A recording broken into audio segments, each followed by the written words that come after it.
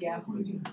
Okay, I'd like to call the first of the Finance Committee budget hearings of 2023 to order. Welcome, everybody. We're gonna try and keep this show on time, so 320. sorry we're starting 3 minutes late. We will make that 320 page page 320, okay. in the big book, I believe. Yeah, and let's help each other with where we're looking for stuff because it is a lot of material. Yep. I think that's right. Am I right? Yeah. 320 page in the big book, anyone? I think so. So please call the roll. Okay, Commissioners Rahman? Present. Long? Here? Howell? Cavell is running a little bit late. Charles? Smith Charles? Present. Wipers? Hoffman? Present. Marco? You have a time. Okay, and we also have Commissioner Vice Chair Marcia Gershenson Oh, is here I'm too. sorry, yes. Commissioner Gershenson? She's Commissioner Gershenson, ex officio. Oh, I thought she was online. I was Okay. looking for her up there. So we have a quorum and we can start and let's have our Pledge of Allegiance. I pledge allegiance to the flag of the United States of America and to the republic for which it stands, one nation, under God, indivisible, with liberty and justice for all. Okay. So the way this works is we've asked each of the departments to come and give us a presentation on their staff and their operations. And I think we gave everybody 20 minutes, is that correct, Mike? And then each commissioner will get time to ask a question. And if there's more time, enough time, maybe a follow-up, but with that, welcome, Deputy Chambers. Thank you. We're happy to be here. Although I was driving over here thinking to a certain extent, the beginning of budget season also feels like the beginning of the end of summer. Oh, don't say that. I It don't does. really like, It but does. now it's August, right? I agree with you. It does. It seems like it's fall now. Right. But hopefully everybody is having a great summer and it feels like we waited a long time for it. So we're gonna try to cover a lot of things in our short period because we also have our sustainability staff here because they're within the executive office as a major priority and DEI within the executive office budget as a major priority. But I still like to start with, since we're the first presentation that you have, I still like to start with this chart because this symbolizes the 8 strategic goals that we have. And when our departments under the county executive come before you, they've been asked to kind of review for you the performance management system that impacts them. So, each of those departments have what we call 5 headline or department level key performance indicators, and they all have service level key performance indicators. So among the departments, for the executive office, they would all have 5, and then there would be 500 total service level KPIs. But we're really, very active about this and increasingly getting more and more active. So what we have what we call OAKStat meetings. So twice a month or for one department twice a year, they come in and to the leadership team report out on their KPIs and how it's going. And we talk about whether there's improvement, what we could all do collectively to make some progress. And I know you heard Dave talk about some of those changes that we've seen, in animal control and other things. The medical examiner's office was an example he gave. But really, I hope that you will press them on those, when they tell you what their department level KPIs are, because this whole system of performance management is important to us as we settle into it. It's now been like 2 years. And so we have we still have work to do to kind of make sure that we're utilizing the data as effectively and as actively as we can. So we hope that you'll help do that. So as it relates to the county executive office budget, just to stay focused on the changes. The key change that you'll see in our budget, and it's something that we've talked to several of you really over the last 9 months. But really, as part of the Workday implementation, where fiscal services really had to kind of from top to bottom review their organization and review all of their accounting practices and all the systems that they have in place. It really became clear that we needed to do a couple of things. We needed to, number one, elevate the role of the previous director of management and budget, because that person in that role in our organization and in competitive organizations around, in the private sector and other government sectors, it really is more of a chief financial officer. So we wanted to make sure that we have a top-notch Director of Management and Budget now in Kyle Jen, and CFO.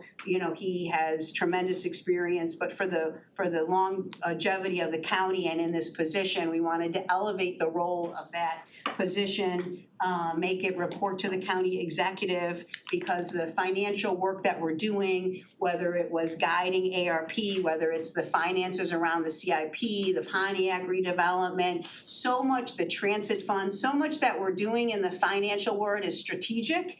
And so we wanted to make sure, and so much of the time that that person spends is strategic, that we wanted to elevate this role. And at the same time, we've realized that we have to make sure that the day-to-day in fiscal services is operating the way that we wanted. There was really two positions there. So what this budget does, and I'll go to the next slide, I think it will be a little bit more, I'm going backwards. More clear. It delineates kind of the way that you'll see that we now envision this whole financial area operating in the county. So the chief financial officer, which is really the new position that we're creating here, fully paid for by elimination of other positions and other savings that we have identified. Maintaining a director of M&B, who will call a deputy CFO, again, for the importance of the position, but that will really run the day-to-day operations, lead the budget process, coordinate all the budget requests, the evaluating budget practices, hopefully over time, evaluating the KPIs into the budget, and manage the day-to-day of that department. And then, again, this gets into the weeds, but just so that you know, and these next positions are filled, right? We have the Division of Fiscal Services, which you would know as Cheryl when she comes before you, and then the Fiscal Services Chief that reports to Cheryl, who is Kim. She may come before you as well. Kim's here, sorry. These are the roles that they said. We wanted you to see how the cascading of responsibilities will flow. But the only thing that's in this budget is the chief financial officer. We moved it to the county executive budget, so you'll see some of the money for that position in our budget and the savings in fiscal services. So we just shifted the money from one to the other.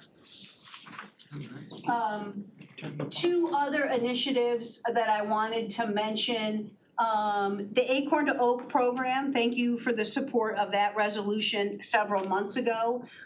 Leadership Oakland is the entity that is implementing the Acorn to Oak program. The resolution created that at $250,000 a year. We thought that made sense for the first year because they'll have, the startup costs of a website, creating the processes and those types of things. In the out years, and what's in this budget is $100,000. So just so you know, that's what's in the budget. Also, another issue that we've talked about at this table, and many of you have championed this, and it's had several different names over the years. I think Commissioner Smith Charles, you often referred to it as an innovation office. So you had placed in the budget, I think, $300,000 about a year ago because you thought it made sense to have, sometimes we called it a grants office, someone who is focused on grants or philanthropic efforts, foundation work. And while we were in the middle of CARES and ARP and the money that was coming into the federal government, we didn't move on that right away because we had so much grant money coming in. But now that we see the light at the end of the tunnel in terms of ARP funding, we've given a lot of thought in terms of how we can manage that. And we agree that we do need someone over the long term focused on. That's why I refer to it as the strategic partnership director, because not only are they gonna kind of oversee grants, they would have someone helping them with grant writing and making sure that we're pursuing as much federal and state money as possible. But more importantly than that, it would be the relationships with the philanthropic community, the foundations, really making sure that we see the alignment in terms of what the private non-governmental sector is doing and what we're doing. We do this now, not as effectively as we could, but like with the Ballmer Foundation and their work on community schools, we're engaged with them. But this person using the money that you all had put in the budget would really, really build out that effort. And so by the end of September, the money is in there. We just wanted you to know as part of this that we'll bring a job description over to you. You have to vote to create the position. But we're gonna use the $300,000 to create the lead position and then a secondary position that is more of a grant writer position. So you'll see that over the next 2 months before the budget's finalized. That's the EO part, and then Erin will join me and she'll do the sustainability, and then we'll do the DEI part and take questions at the end. Is that okay? Yeah, sure. Yeah, thank you. I do this so well. Let's see. Doesn't like it.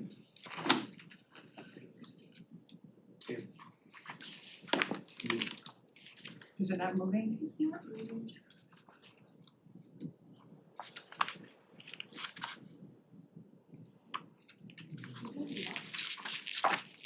No, it's working. Okay. Sorry about that. So I always like to start with these slides to just reiterate what is sustainability. And so it's the intersection between the environmental sustainability, economic sustainability, and our environment, social. So we have equity, environment, and financial and economic. I always bring this up too. This is the UN Sustainable Development Goals, and just as Hillary was mentioning, you'll see an overlay onto our strategic goals here in a moment. So we're talking about environmental sustainability, and it's Oakland County seeks to protect the environment, reduce carbon pollution, keep water and lakes safe, and conserve natural resources. And this is that overlay that I'd mentioned. And the reason I bring this up is to show what we're doing here in a global context. So the UN Sustainable Development Goals were developed in a way to be aspirational, to show how we could advance everything that we do here as a governing body or for our communities, and then having it overlaid on our strategic framework to show that we are doing this in practice. So as Hillary mentioned, one of the things that they had requested was to report out on all of our KPIs. And so we have protect our drinking water, which is a metric of number of water service lines that may contain lead, reduce county government emissions and energy use by the measurement of CO2 emissions from energy consumption on campus, and promote cleaner transportation alternatives, which is the percent of residents commuting to work other than a single occupancy vehicle. And you can find these metrics and everything on our website. This is just a snapshot of the graph to kind of show. I have been following up with the Water Resources Commissioner's office to make sure that we have the most up-to-date lead service line information as possible. And I believe this is from 2019 and we don't have anything updated. This is really regulated by the state, and so we're workshopping internally how we can support this very important goal with all of the state requirements, but how we can impact it more on an Oakland County level.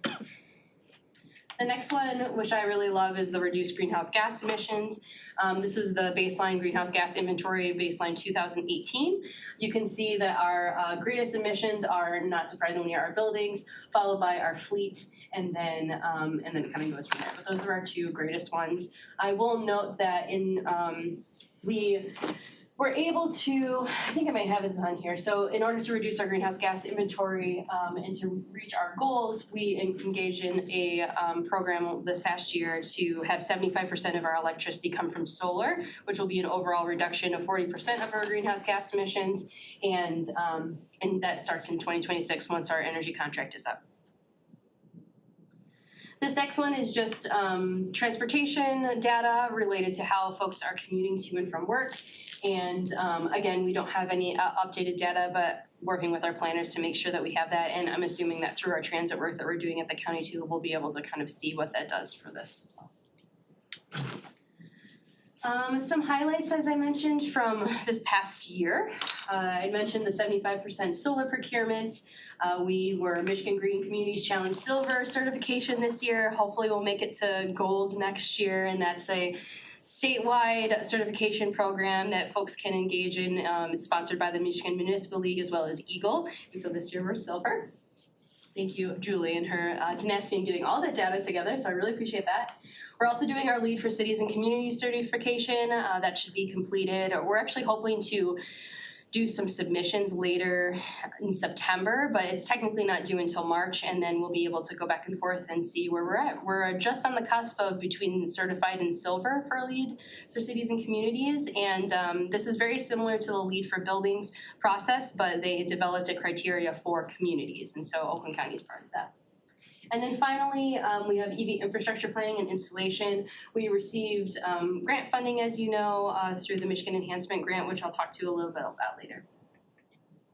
So this is the funding.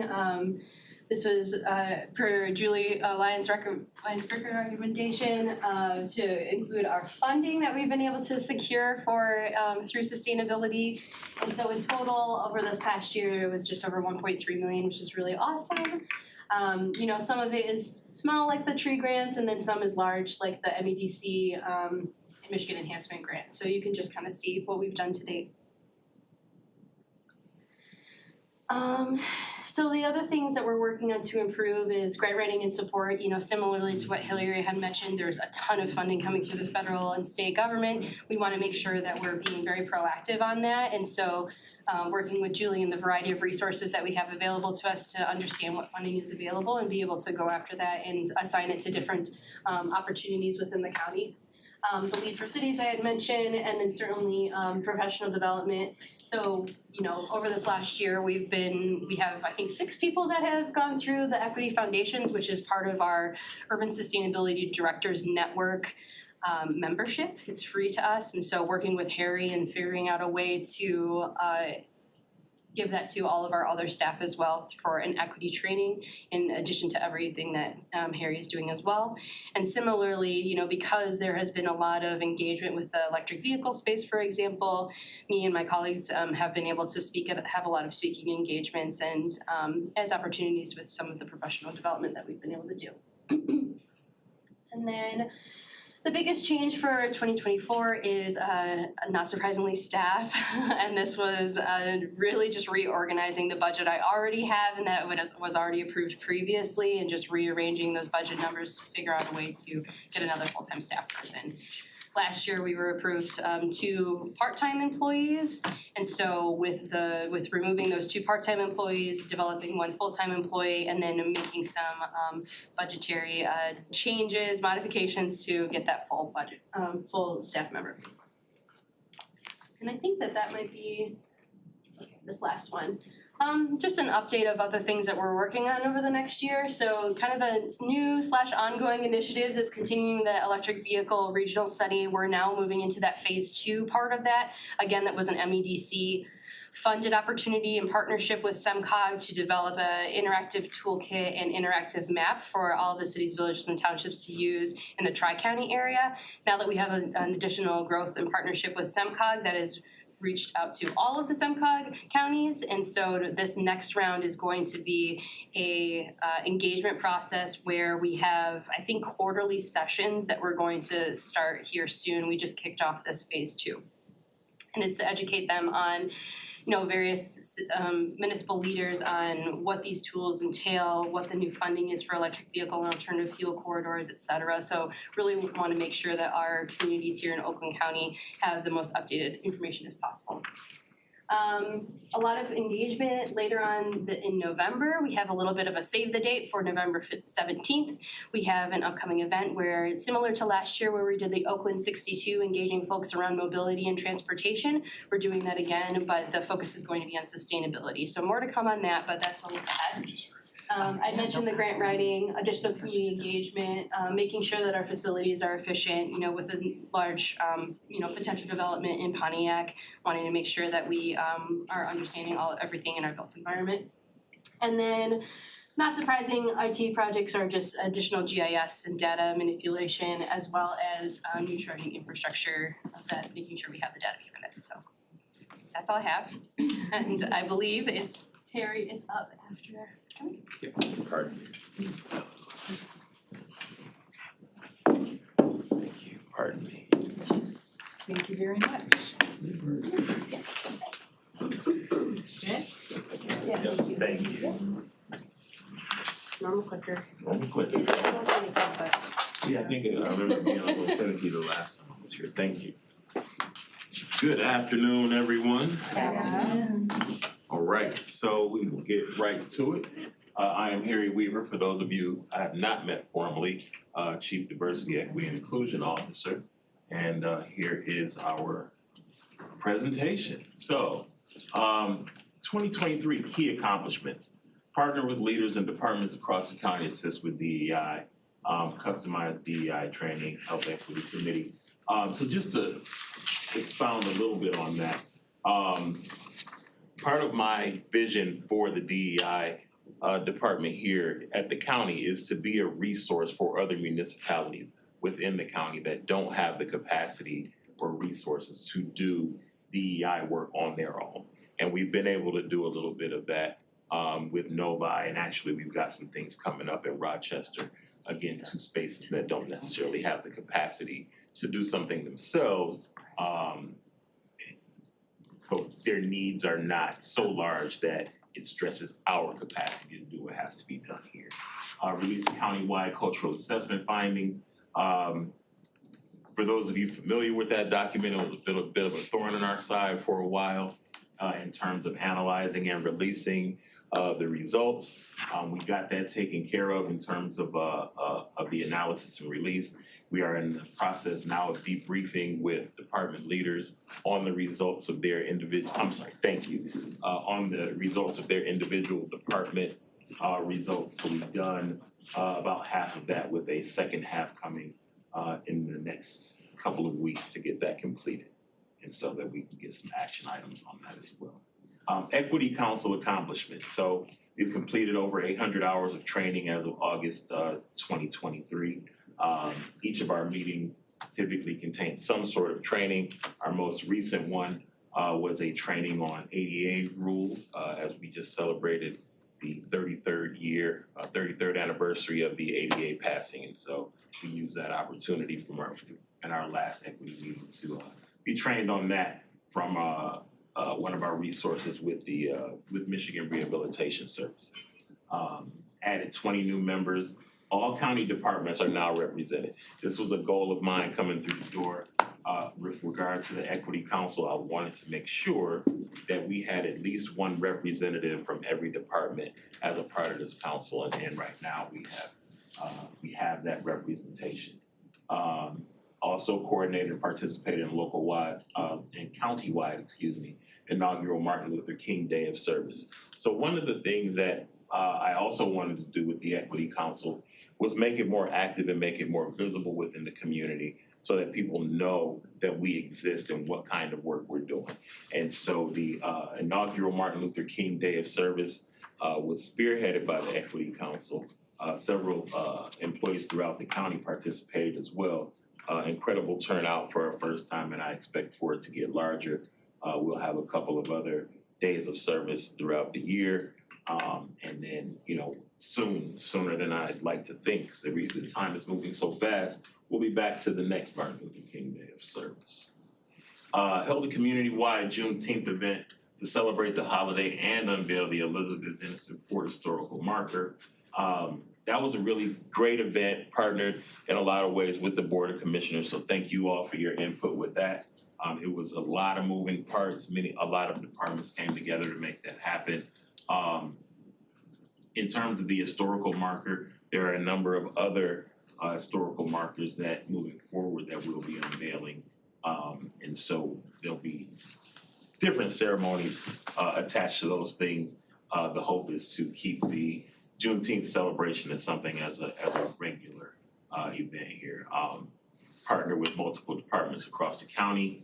Almost 500 people attended, which, I mean, we ordered souvenirs for about 300 people, and they were gone within the first 45 minutes of the event, which is a good problem to have. Created protocol to support employees and departments during gender transition. And so this is something that I'm particularly proud of. We have a number of colleagues here, of our colleagues here, who have or are in the process of going through gender reassignment.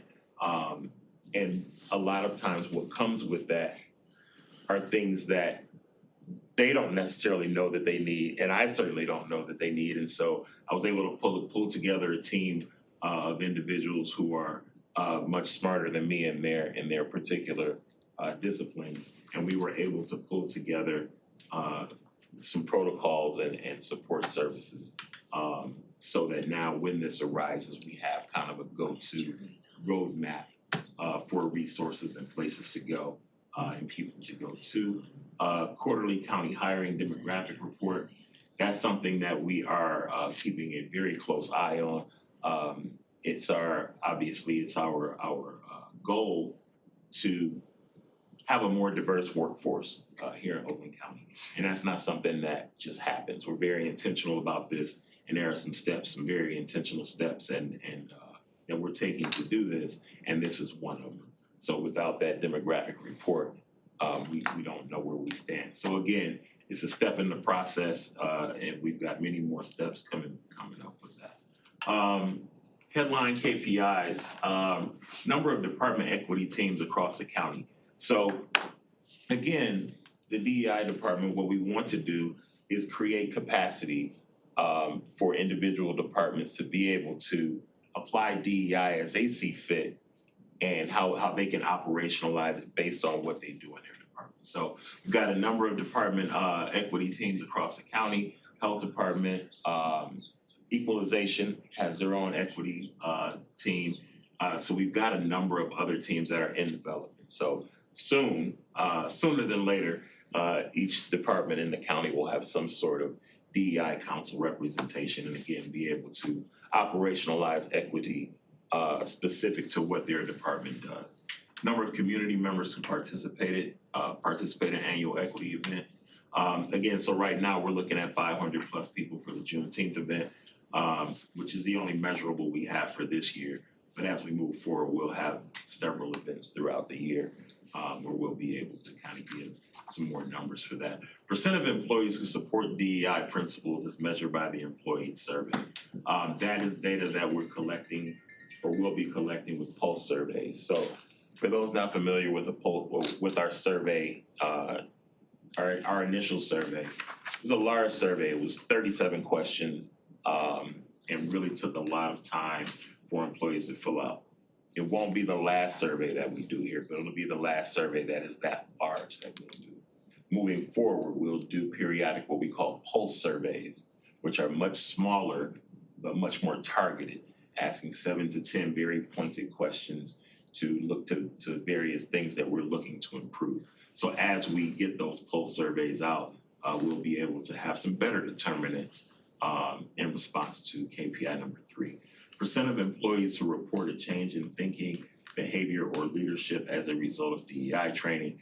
That will be something that we can gather through our evaluations. We are in the process now of bringing in new DEI facilitation vendors. The vendors that we had, we felt like there was some room for improvement there. So we're still in the interview process. We had an RFQ go out. We received 9 bids. Of those 9, we've decided to interview 5. So we'll have some people on board very soon to do more of the DEI training. In the meantime, myself and Jen Persons have been doing that work for departments who need work immediately or not wanting to shelve people's needs while we wait, to get these DEI contractors in place. Percent of county employees, review for equity impact. We will partner with the HR Equity Council to review policies with equity lens. So when we talk about an equity lens, when people ask me what I do, my elevator pitch is that I see to it that everything in the county, from accounting to the zoo and everything in between, is looked at through an equity lens. And so that's what we talk about here when we look at policies and procedures and making sure that we are doing we're being who we say we are with regard to equity, and making sure all of those considerations are in place when it comes to policy. Key budget items. Goal to increase capacity for more expansive work in diversity, equity, and inclusion. Continuing current budget items will support the county's strategic goals around organizational excellence and diversity, equity, and inclusion.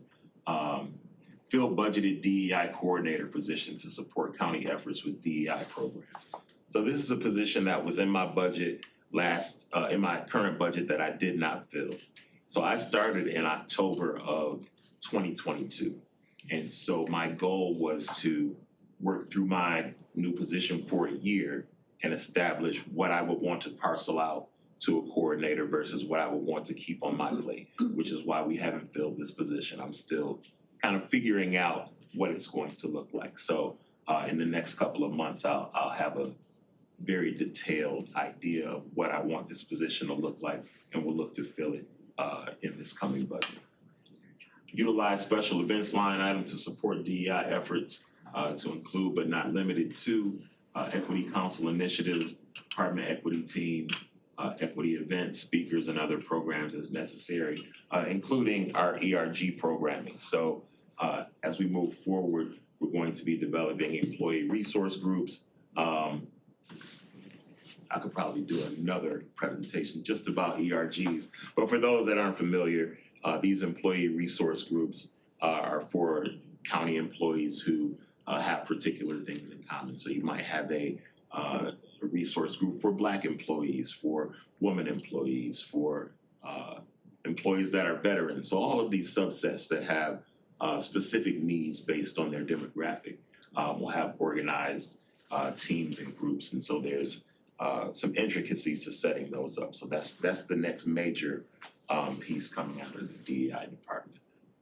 Utilize training line item to roll out DEI training across the county in final stages of selecting DEI training vendors. So I already spoke about that. And major initiatives, implementation of equity action plan based on countywide cultural assessment. So again, just action items based on our findings from that, which is something that we're continuously working for. Conduct post-check surveys to assess where we are now compared to the initial cultural survey. So again, that goes back to those post surveys that I mentioned. Continuing to establish department equity teams to keep building DEI capacity, establish employee resource groups, implement countywide DEI training to build awareness and capacity in all employees. DEI training will be offered to cities, villages, and townships, partners at cost. So when we say at cost, it literally means just that. We're not trying to make a profit off of any of our municipalities. Whatever they need, we can simply just ask for reimbursement based on that parcel. So if they need 2 hours of service, whatever that 2 hours of service is, we simply will request a reimbursement for that specific charge and nothing more. Expanded the DEI website to provide a hub of DEI related information and resources to employees. So again, that'll be the DEI office itself will be a hub and a resource for employees and for colleagues, immediate colleagues, and even for the community for that matter, to find resources related to the department. And it looks like that was my last slide. Thank you, Mr. Weaver. Thank you very much, I appreciate it. All right, well, we're already, Yeah, we're all done. We're all done. Questions they may have. All right. yeah, we're already behind schedule, but that's okay, because there was a lot of information and We're the executive office, so. All right, so at this time, I'm gonna open the floor up to the commissioners. I'll start with Commissioner Long, followed by Commissioner Rahman.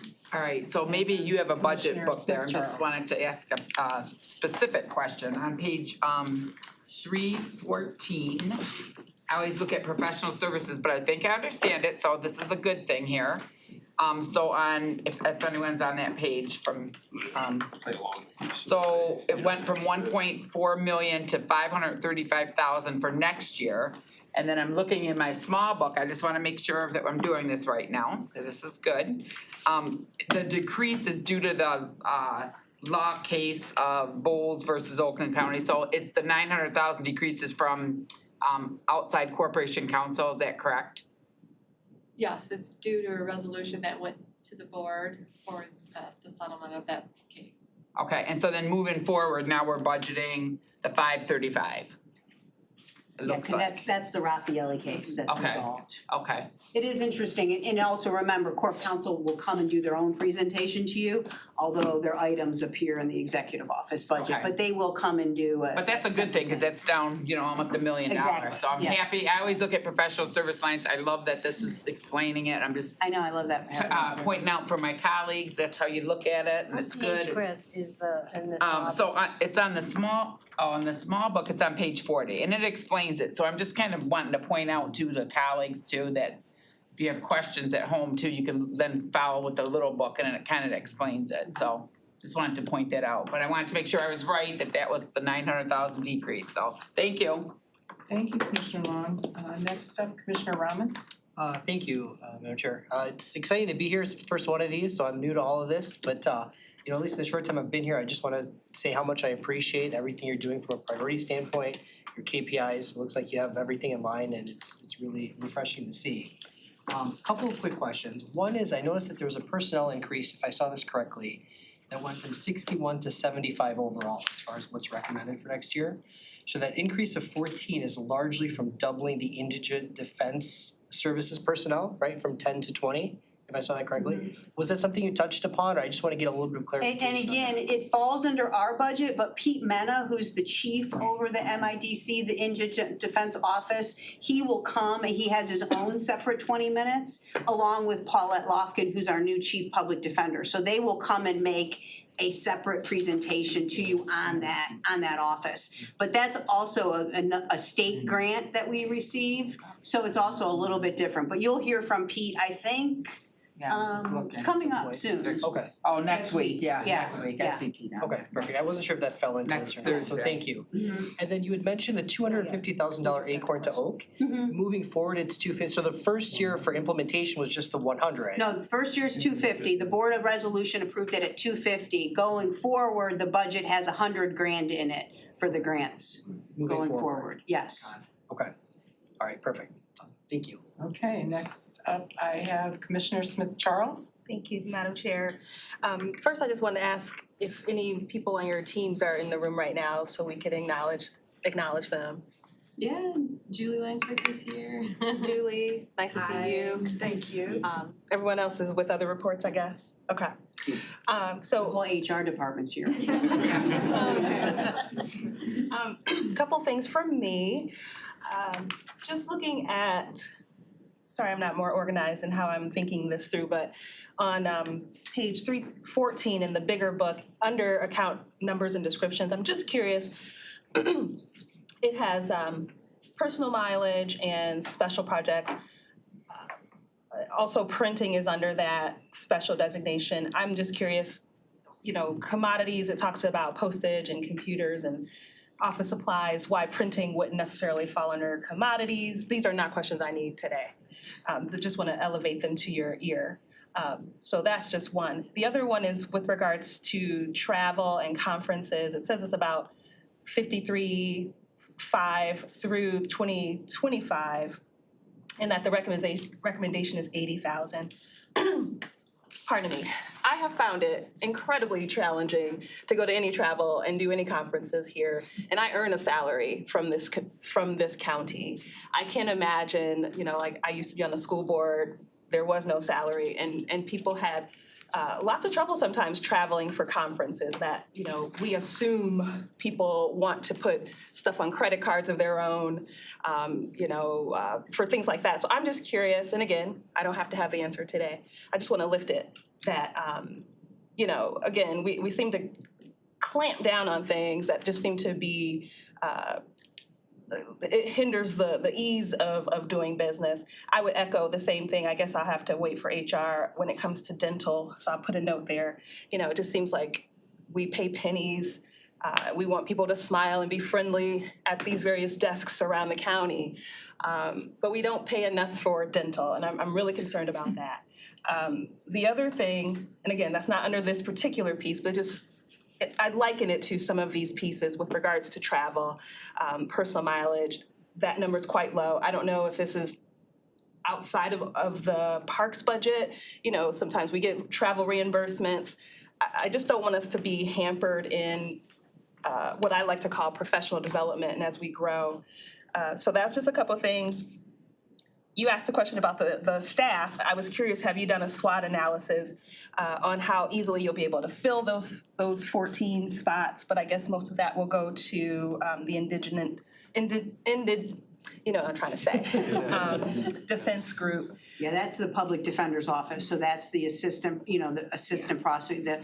And they've hired an assistant public defender and I think 2 or 3 lawyers. So I think the first year's budget is like 6 lawyers and an investigator and an admin person. So they are making some progress. And it sounds like you'll probably be able to successfully fill those.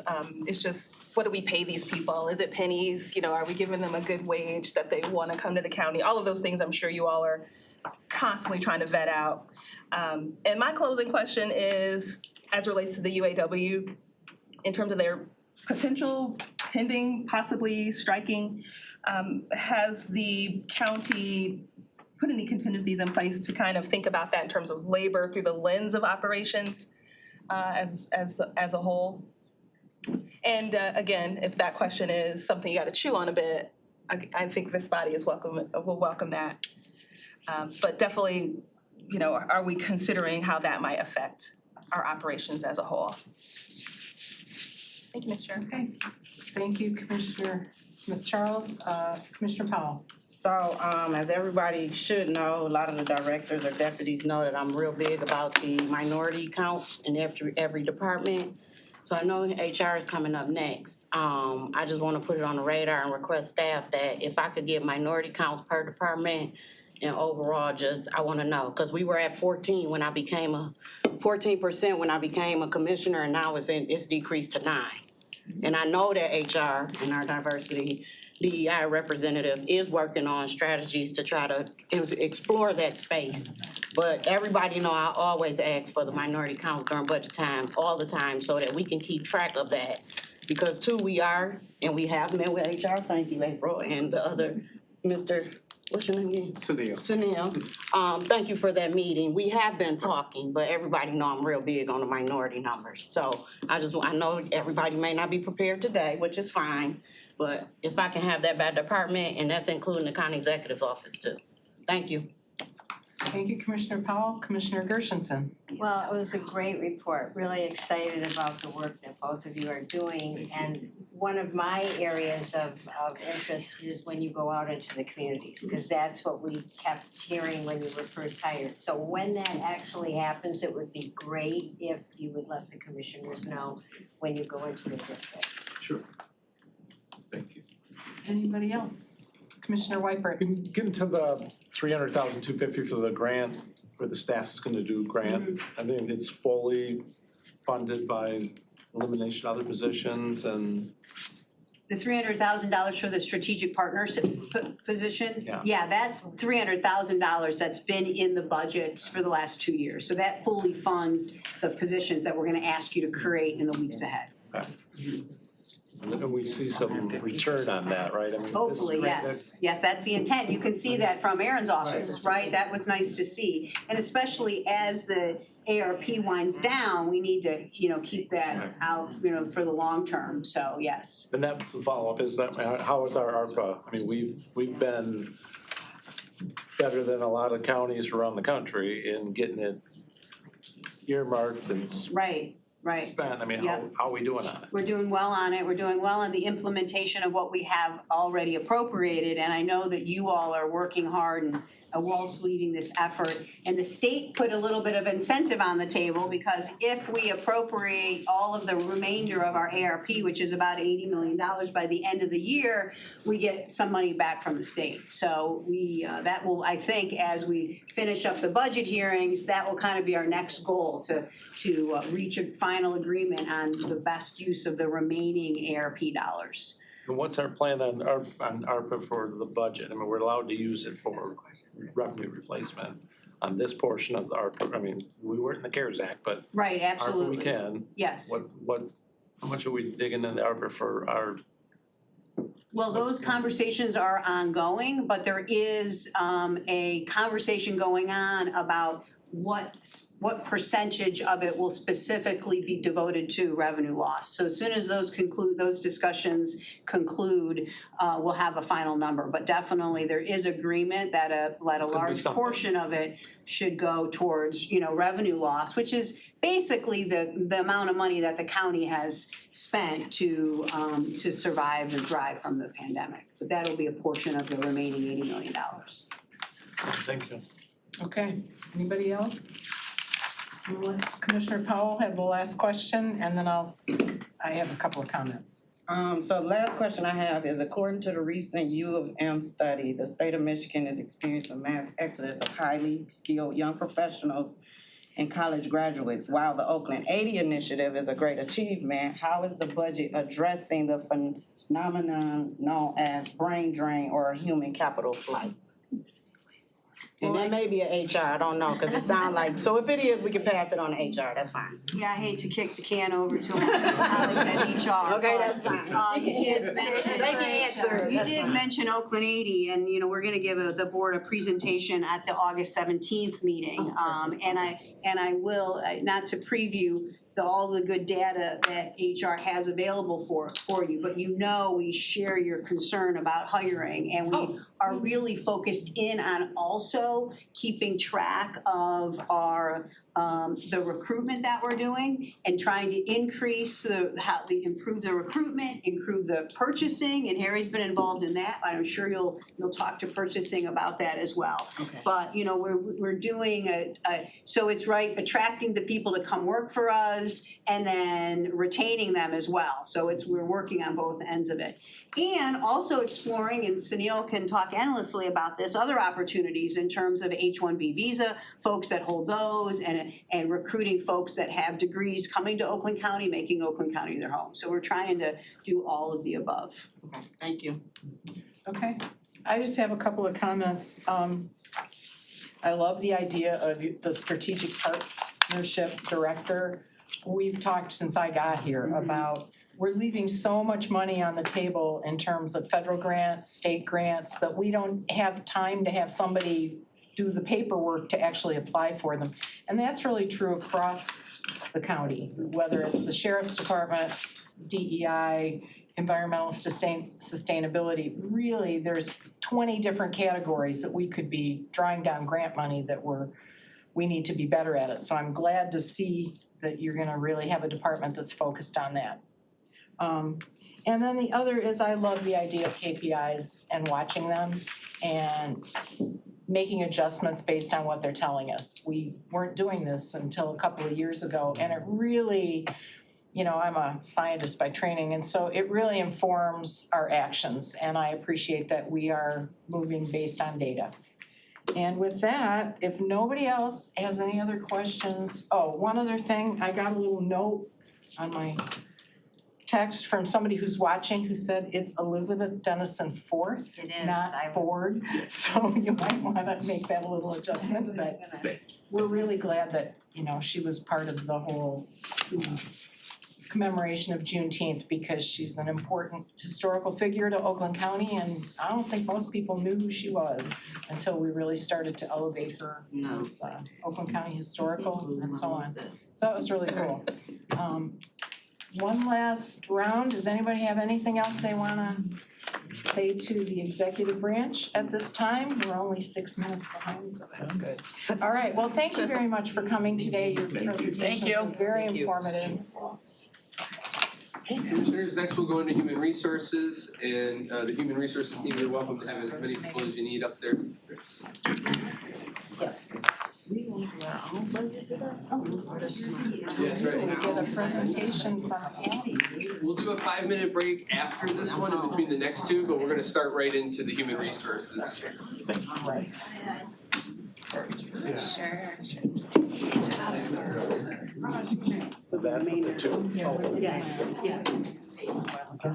Thank you so much. Thank you. Appreciate all the work. Right, yeah. Hi, how are you? All right, and please feel free to help yourself to the refreshments. These meetings really stretch and your brain's supposed to be working the whole time, so it's, that's why we have a few snacks for folks. All right, next up, we have the budget presentation from Human Resources Department. Welcome. Please introduce yourselves and the floor is yours. Sure, thank you. Good afternoon, Commissioners. Thank you for letting us speak a little bit. As you can see, I brought my reinforcement, my HR team. So I thought we've had a lot of changes through this past year, and I wanted to make sure that I did some introductions to everybody. So I'll start off with me, and then we'll pass it along to make sure you know who our HR department is. And then from that point after that, we will kind of get into a little bit of the meat of the meeting, and then when you guys are ready for the questions. So let's kick it off. My name is Sunil Seja. I am the HR director here. Passing it over to. I'm Heather Van Hooker. I'm the manager of compensation and benefits. April Lynch, Deputy County Executive, and one of my cohorts. Julie Fisher, manager of labor relations. Amber Alice, HR intern. Stephanie Howe, marketing communications officer, also overseeing employee engagement. Carly Webster, retirement administrator. Heather Mason, supervisor of compensation and classification. Melvin Allen, supervisor of learning and development. Ariane Fountain, supervisor of recruitment. Susan Locke, manager of recruitment. Thank you. As you can see, we got a wonderful team. So with Whole that, team. yeah. And any questions, go to Bob, but there's not a Bob. I just want to kick it off again before there is a Bob. Sorry, Bob. I'm on this side. So I just want to kick it off. As you know, I've been here probably about 6-7 months, and what we're really trying to do is make a change and trying to change HR and trying to change what we're trying to do. And my team has done such a great job that we wanted to highlight it today. So I'm going to kick it off, and then we're going to bring in a couple other folks on my team to help talk a little bit more in detail on some of the things. So I'm going to pass it off to Heather for us, and then she's going to talk a little bit. Thanks, Neil. We're happy to be here today to share some information on progress that we've made over the last year and our plans to really build on that momentum for a future that we think will look quite a bit different in terms of how we deliver and deploy our HR services throughout the county.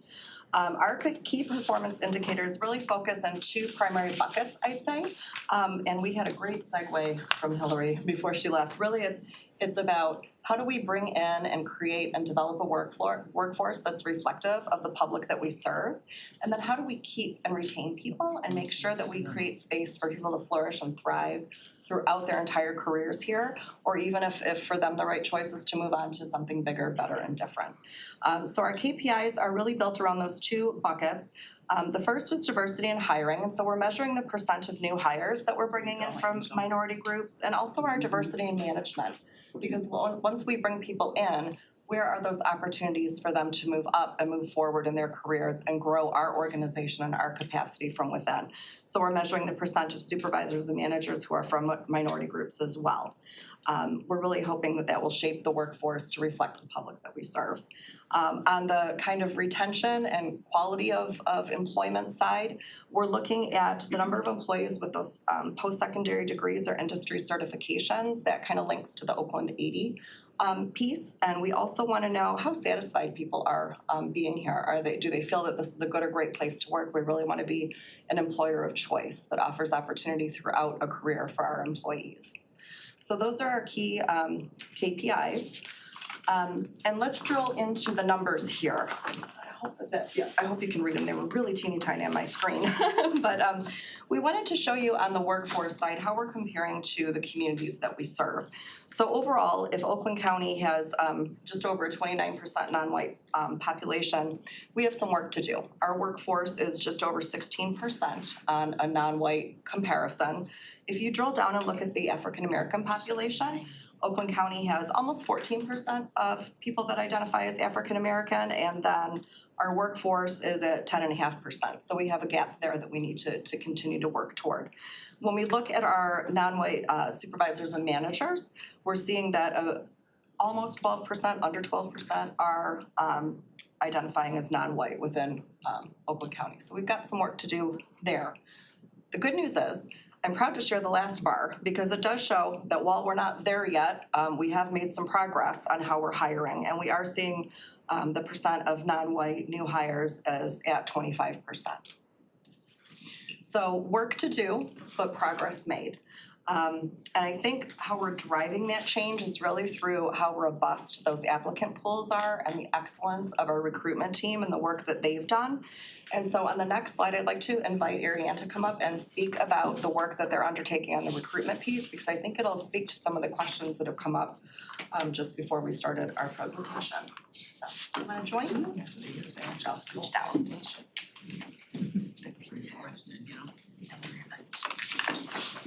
Good afternoon, everyone. Again, my name is Ariane Fountain. I'm the supervisor of recruitment. I've been in this position for about 7 months, but everything's going well. Everything's going good. I just want to talk to you a little bit first about our recruitment team. Our recruitment team is very diverse. It consists of, again, our manager, Susan Locke. We have 2 recruiters, 2 associate recruiters, 1 employee record specialist, 1 student, and then we also have an intern that was working with us currently as well. So our team has used a strategic recruitment tools to make a remarkable impact on our diversity applicant pools. We have increased our percentage of minority applicants from 28%, which was in 2017, which you can see, and to 43% in 2023. Yeah, we did a good job. We did.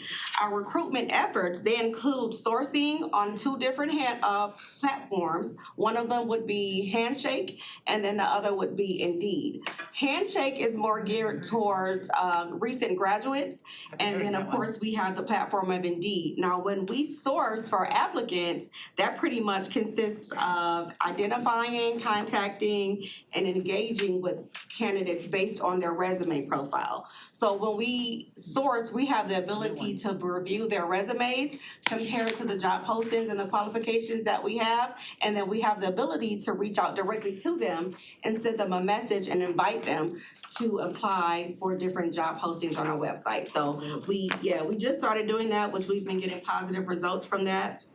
And we also attend virtual job fairs as well as in-person job fairs in diverse areas. Right now, we're on target to attend about 25 job fairs this year, which that's a lot for us to go around Oakland County, but we're on target to attend about 25 job fairs this year. So we are continuously working diligently to continue to improve our diverse pool of applicants for our departments and our hiring managers. But we have definitely made an impact since 2017, and I'm extremely proud of that. Thank you. For sure, absolutely. Thank you. To my ears, thank you. It's progress, but It's coming. It's progress, right? it's a work in Little steps. progress. We got you. Oh, I understand the challenges, trust me. We a new day, but thanks, Sarah Jerry. Well, we're nowhere near the finish line, but we're making progress. And we think a next step in really helping us to, keep that momentum building is really to rethink how we're deploying and delivering HR services to the departments that we work with. And we're excited to be launching a human resources business partner model where we can actually embed an HR VP, we're calling them because initials are fun in government, an HR VP can be assigned to and work directly with, hand in glove, a department that they're serving. And we're hoping that this will build the way that we collaborate, the way that we strategize, the way that we really serve people at a more strategic level, helping them understand why it's so important, why these numbers matter, number one. Number two, what are ways that we can deliver on the objective? And how do we educate managers, supervisors from the inside and up? So really working with people rather than a centralized kind of process-oriented, good old-fashioned government version of HR, we want to reimagine that into more of this HRBP model. And so we're piloting it now.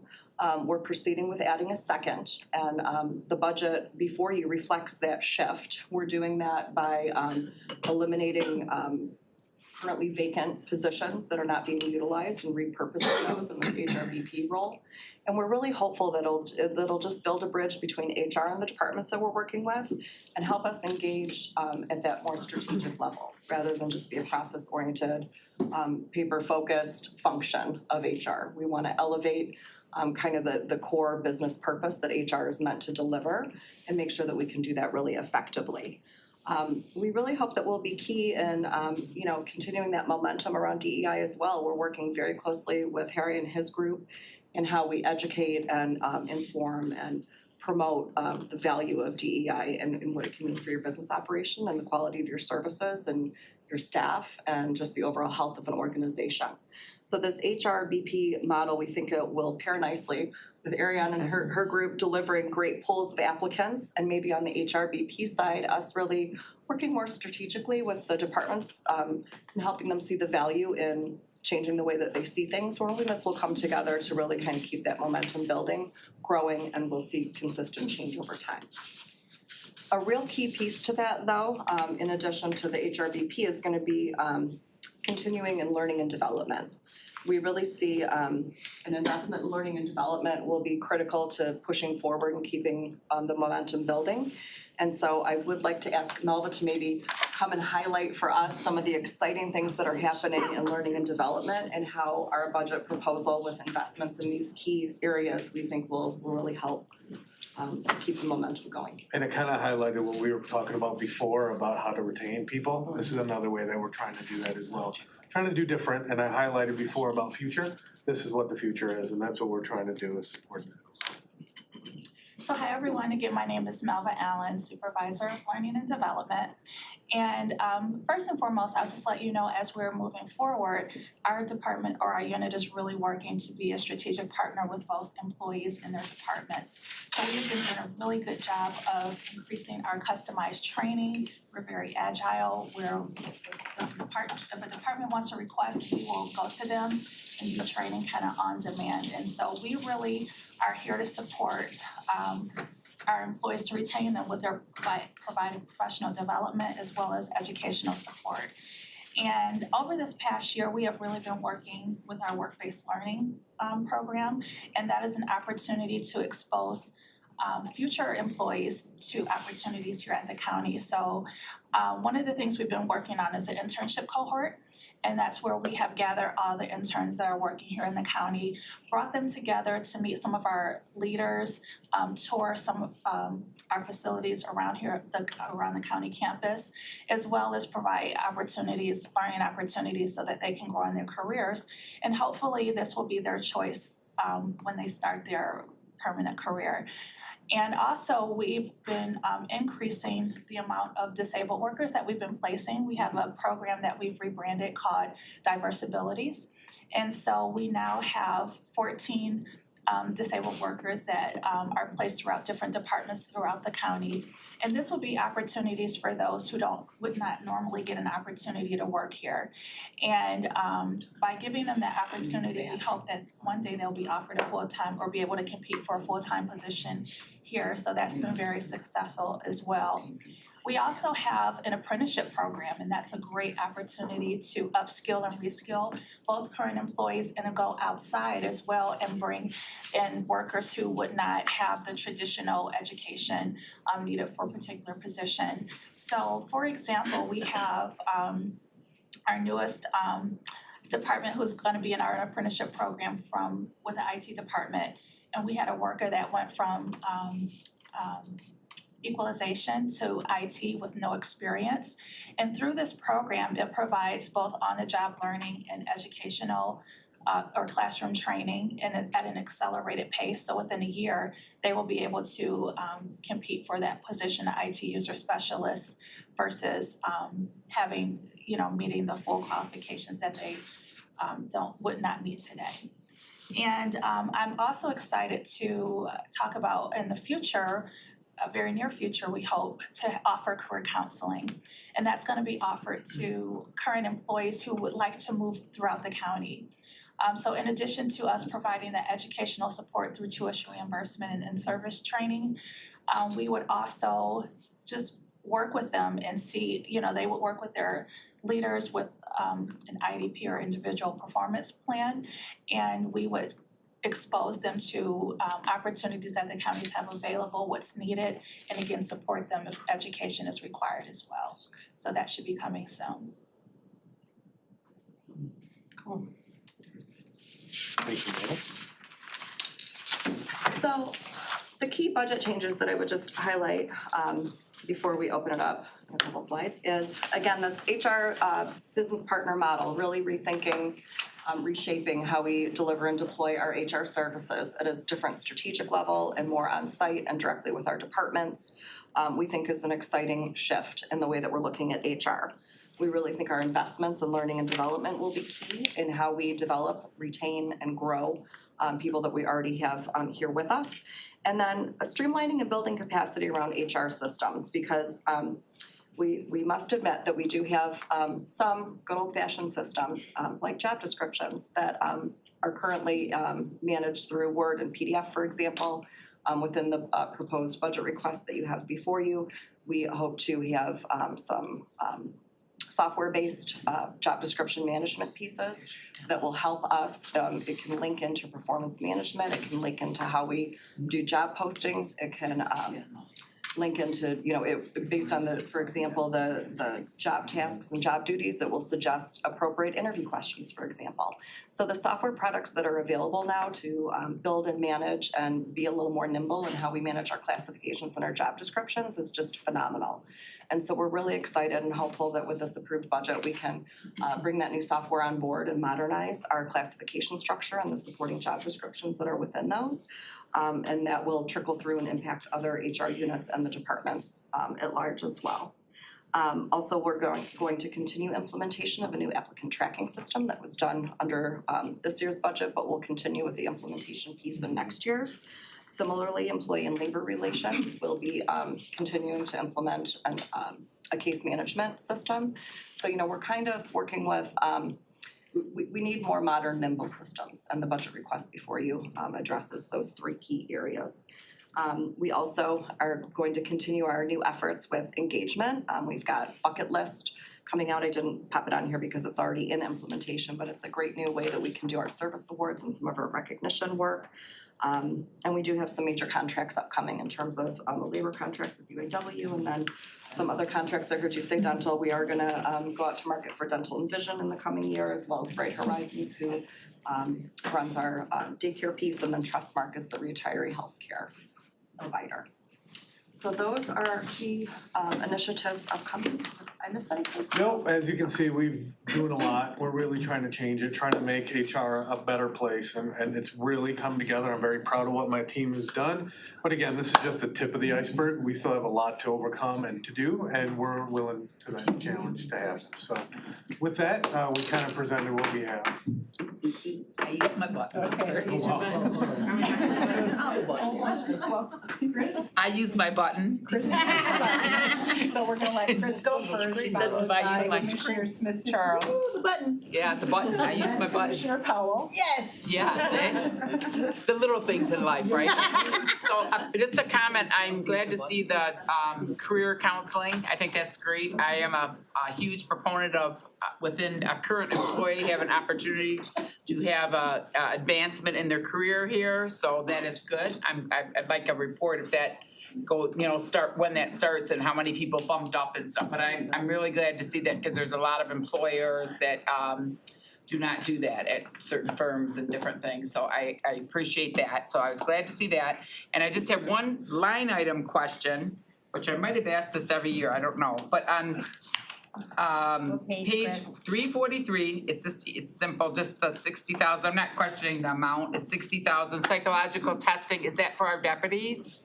Okay, I might have asked that last year, I was thinking it was deputies only, right? We don't do any, for any other employees, any psychological testing, any other departments? Use the Board of Commissioners. Yeah, we should. Okay, just the deputies, though, is included in there, okay, thank you, that's my couple, I'll go quick. Okay, next up, we have Commissioner Smith Charles. Thank you, Madam Chair. Thank you all. I wrote it down facetiously, but I feel heard. I honestly feel heard over the last year. My colleague here might be the squeakier of the wheel, but trust I have receipts in my inbox on these very types of questions because let's just say, word on the street is you can't get a job at Oakland County. So I feel that way in my own city that I live in. So it's not, it's not lost on me. But so thank you. I feel heard. Keep up the good work, ladies and gentlemen. I wanted to ask about the applicant tracking system, which is also a nice, easy way for technology to throw a wrench in everything you guys are doing. Just curious if at some point we could test drive it just to, see how it would work for us. And then I'll land with overtime issues at the Oakland County Sheriff's Office. Can we hear about I just talked to a sheriff member today, won't say who, but he's like, yeah, I work later, long day. We just want to make sure those folks are considered as you're doing what you do. And I don't know how this overlaps with the sheriff's office and, proper, but how do we, what's left there? What's the gap that we're not filling? Yeah. Yeah. I think the sheriff's department could best speak to their staffing and scheduling.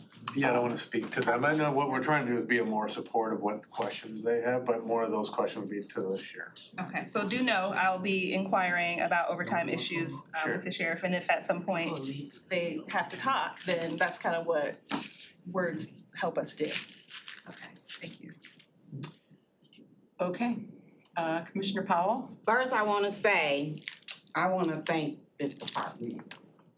April knows before you came, I asked a lot of questions and just to see the work of you all and everything that you all are trying to do is amazing. Because I think seeing the process and what you're trying to work on, I can kind of feel, because I know, just so y'all know too, some of these employees, they do call me.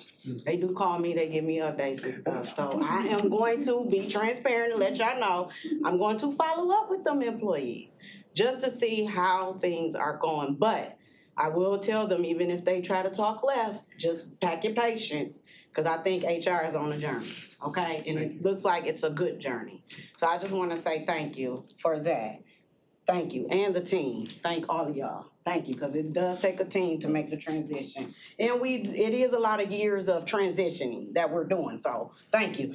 The other question I have is, as is recommended through the budget, the department will see a 65% increase in the operating expenditure category. What was the rationale for that? Do you have a specific? So just looking at it, like for 2003, it's like 565 grand for your operating.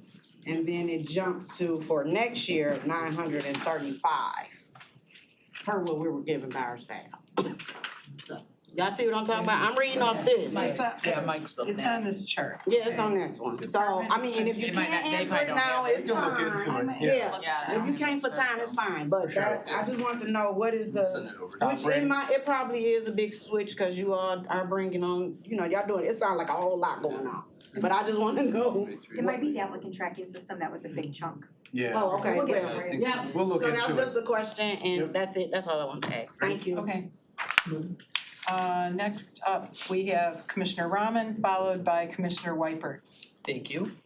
Personnel is always kind of my big thing, right, within the department. And I noticed with all the great changes you've made, it was almost 25% increase between 22 and 23, went from 61 to 76 people, is that about right? And then we're coming back down, we're losing another 6 people. So I just make sure I wanna understand kind of what the thought process is between ramping up so quickly and then dropping back down. Are we overstaffed? Are we finding that there's redundancy in some of the positions, or why are we backing off from that increase? A number of the eliminated positions are currently vacant part-time and not being utilized. And so I would say we're more repurposing some to get this HRBP model up, running, piloted, proof of concept done, and then we'll continue to implement. So you may see some additional growth over time as we kind of build out that model and deploy it in more and more departments over time. So we're not losing anybody, there's no attrition, it's just kind of, okay, alright, perfect. Also to include just the diversibility program is now officially in here as well as the intern cohorts. So that would all be included in that as well. Got it, thank you. And then my other question for you is, what is your biggest challenge right now with attracting quality employees? So biggest challenge is not really finding them, it's really our outdated information. We're trying to update that and try to open it up for more, not as stringent as it is, and that's where the tracking system comes in. We're working on our compensation to make sure that we're fitting in correctly with what's out there. So to pinpoint it, there's not really one. There's quite a bit that we're trying to do, but we're trying to meet with the times, if that makes any sense. And trying to work with what we have and trying to updating our internal to get more external. And then also our involvement in trying to recruit within. That's one of my favorite things is I want to grow within. I think somebody said that. That's what I'm really trying to push. Let's grow our people inside. And that's what we're working on. And from what you found, do you find that our compensation rate is on par or competitive enough, I guess, in the marketplace? I mean, by and large, that's a big statement. I do think our compensation and benefits package in total is pretty competitive.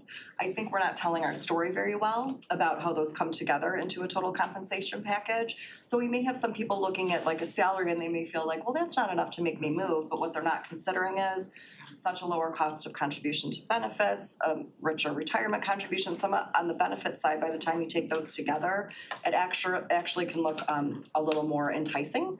So I think we need to do a better story of telling our story about how the total comp package might compare. Sure. And then also things like the quality of life here as an employee at the county, and really selling what a great place this is to be. And we wanna, make good on that promise to be an employer of choice and make sure that people feel great about being here. So I think by and large, we're where we need to be in terms of competitiveness, and it's just perfecting how we tell that story and making sure that we stay out in front of any changes. Thank you. Commissioner Whiteford? Thank you. So, you said one of the problems, our outdated system.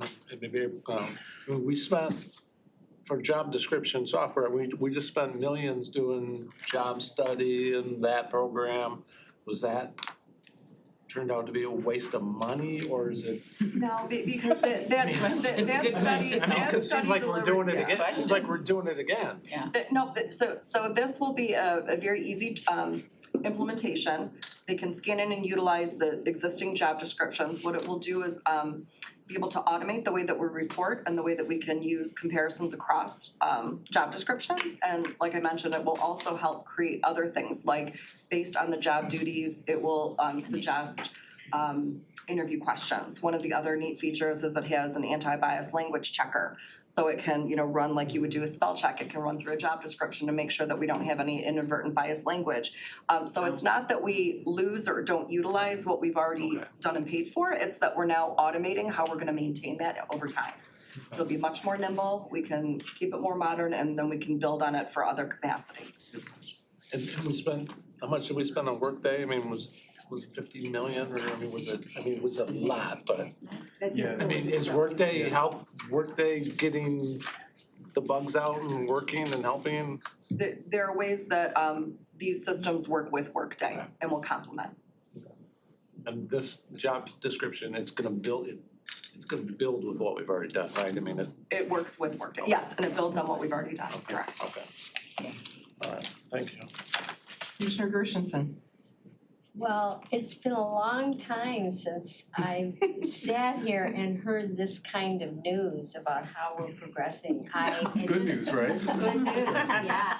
And just coincidentally, I had a meeting this morning with several of our employees, and they were all talking about the change in perception of employees of our HR department and some of the programs you're doing of outreach sounded amazing. They're focusing on being kind to one another, and I mean, the humanity that's been infused in the work that you do is impressive.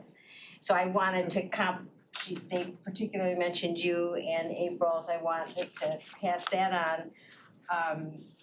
But it's very exciting to see the progress that's happening. And also, I love when you bring everyone, because I've talked to so many of you on the phone and I have no idea what you look like. And you're so helpful. You know, I have questions on my retirement and so commissioners know that if you do have questions on our 401k and all those things, that they can answer those questions. So I really do appreciate the work that you do. Thank you for the comments, thank you. Okay, so next up for the first question, we have Commissioner Cavell. And then I have Commissioner Long and Commissioner Smith Charles for a second question, if we have time. So Commissioner Cavell, the floor is yours. Thanks. Sorry for being late. So if you already covered all these things, let me know. But the Equity Council, how's that going? What's up with that? So that was Harry's. That was the previous. That was the previous one. Yeah, we had We have an HR one. Yeah, it's going well. They gave it to them. And you mentioned, in not so many words, but upskilling, right? Helping people find a career path. There's, I remember hearing we have something like 300 or so employees at Oakland County that make $50,000 a year or less. How does this upskilling that you're talking about affect them? Or is that part of your thinking? That's part of our thinking, that's what we're looking at. We wanna make it as beneficial for everybody in the best. We're just starting the process of upscaling and trying to figure out what's out there. The team's looking at opportunities out there and education and what we can do to support it. So, yeah, that's the beginning of it. So we're working on it. Okay. With the benefits administration, how much do we expect healthcare costs to go up? Because I remember when we were talking last year about raising the healthcare, $10 a pay period. There was, you know, healthcare goes up by whatever every year. And so we've been eating that cost, but now we're so what are healthcare costs going to go up by? For the employee contribution? No, we know that, it's Okay. $10 pay period. Okay, But well, for but we've the proposed actually a reduction on the HMO piece. Okay. So for twenty twenty-four, just for the HMO. Okay. So I think we budgeted 8% on the increase. Was the. Yeah, let me double check it before I swear to a number, but in terms of the employee contribution, one of the I'm excited about the new benefit rollout that we're gonna do for 2024. We're gonna retain PPO 1 and PPO 2 exactly as they are. The HMO, we're actually reducing the employee cost contribution to line up with what is now the PPO 3, which is the lowest level of contribution.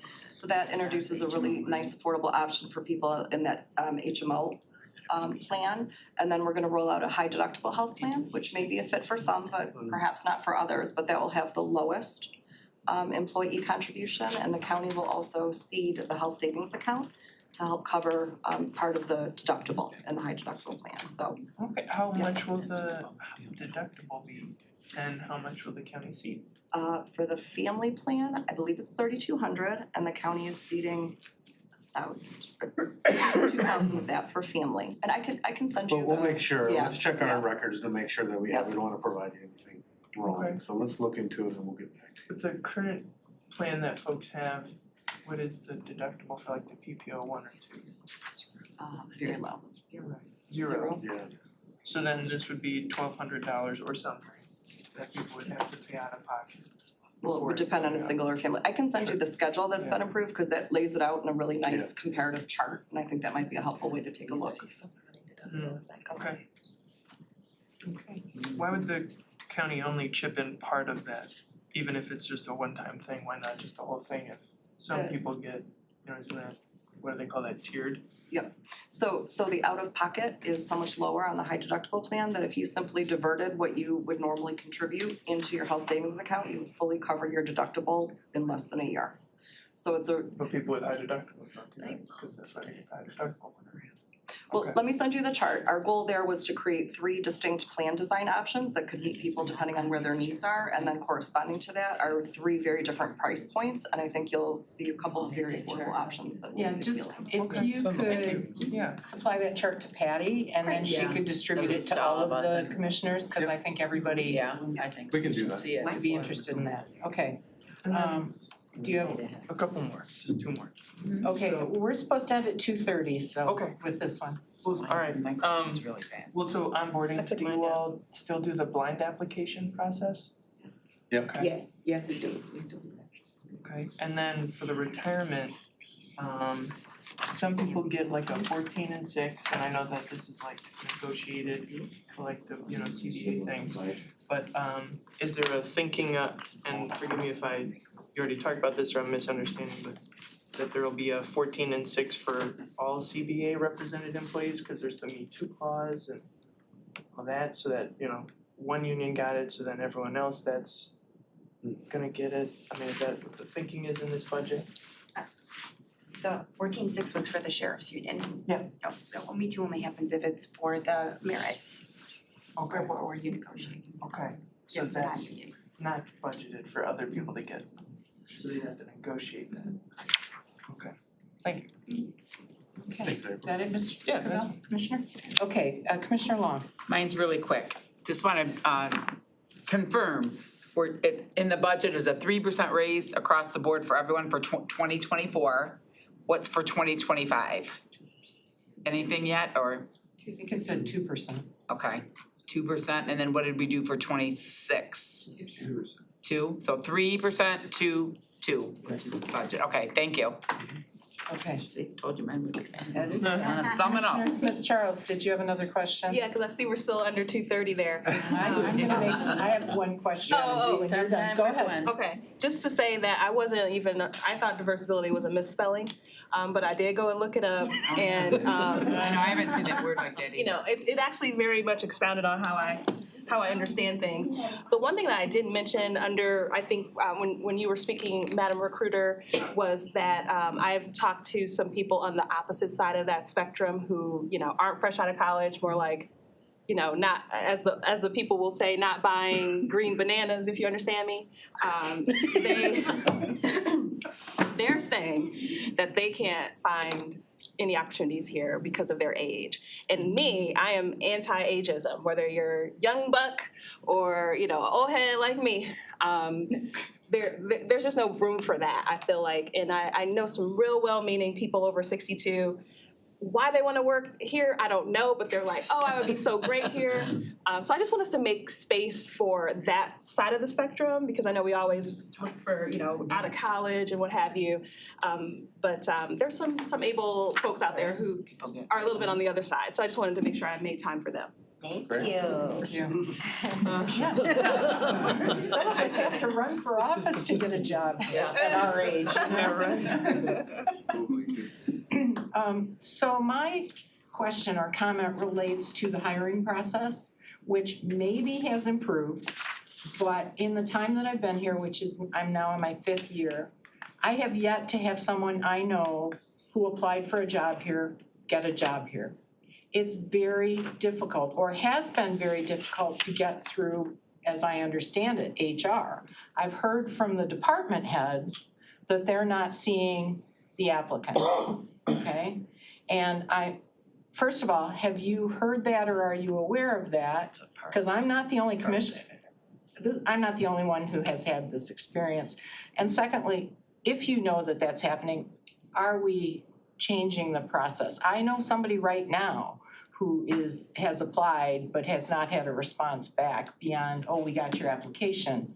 I know there's a department that wants to talk to them, but they haven't been notified by HR yet that this person is a qualified applicant. So how do we make it that that the department sees all the applicants that are available, whether they're perfect or not, because some of these, you know, are not, they may be older, or maybe they are in a job change kind of thing. So maybe they don't exactly fit. How are we making sure that A, the applicants are being considered? And B, that the departments are seeing everybody that's available to be looked at. And that you're not weeding out folks that a department might actually be interested in. Great question. I'll pass it to recruitment. So we're running into an issue to where applicants are not completing the application to its entirety. So if they don't complete the application to its entirety, then we're unable, in the recruitment unit, we're unable to screen their application properly to see if they meet the minimum qualifications. So currently, right now, the hiring departments, they just receive the applications of the qualified applicants that indeed have completed their application to its entirety. Now, when they apply, we typically respond to them within a week or in a week and a half. So what we do is, once we screen their application, then we send them an email, okay, either if their application was received and sent to the hiring department, and then, or if it was rejected, and then we list the reason of why. It can be lack of experience, it can be lack of certification, whatever that may be. But we typically try to respond to them by email within a week to a week and a half. Now, with our new applicant tracking system, that will allow us to maybe reply back and respond by text messages, because we know a lot of people don't check their email addresses. So our new system will allow us to contact them in another way. But typically, after they apply, they do get that initial response through email saying whether the application was received or denied.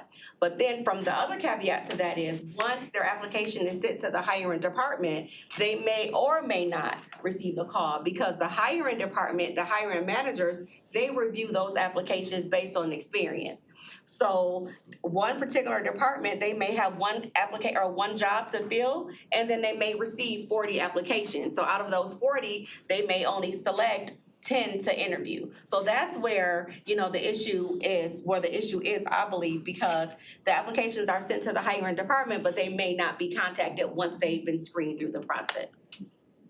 Yep, and then the applications, they are blind. So the hiring department, they just receive their education and then their experience only. They do not receive their name, address, phone number, etc. When they're ready to select someone to hire, they will contact my department, and then within 24 hours, typically within 1 to 2 hours, we're that good, to where we'll send over the contact information back to them, because we know how important it is for them to reach out to the applicant. So the applicant, if they have not filled out the application properly, will be notified that Yes. you have not filled out the application Yes. properly. Yes, exactly. It'll say lack of experience or whatever the reason is, correct. And then we do allow them to email us directly, because we do have that. So when they receive the notification, they'll call us and say, oh, I didn't add this or I didn't add that. And that's perfectly fine. Once they explain that to us, then we will pass their application through. But on the other hand, with that, the hiring department, they will not see those additional qualifications, because we're not allowed to edit their application. But we'll still supply and pass them through to the hiring department. Yeah, so we have to check and see if they forgot. Okay. All right, well, I'm glad you're aware. I'm glad you're trying to make it better. But my experience has been that up until now, I've known qualified people who finally went, heck with it, and at least one of them was minority, and so on. So anyway, I'm glad you're working on it. We are 5 minutes over. Does anybody have anything they really feel like they want to ask this department before we let everybody go? If not, thank you. Thank you. For coming. Thank you. And 5-minute recess. Cracking the whip, Glenn, I like that. Congrats on the gig. Well, thank you. Yeah.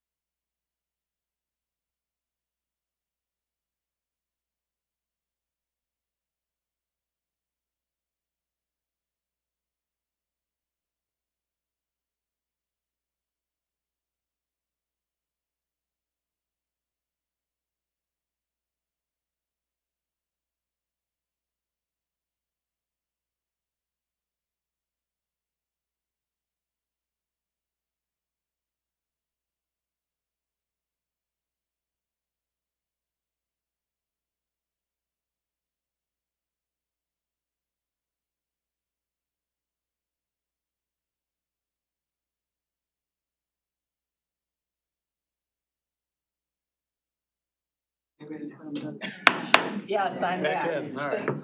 That was not on the record. Yeah. I knew when to hit. Okay. All right.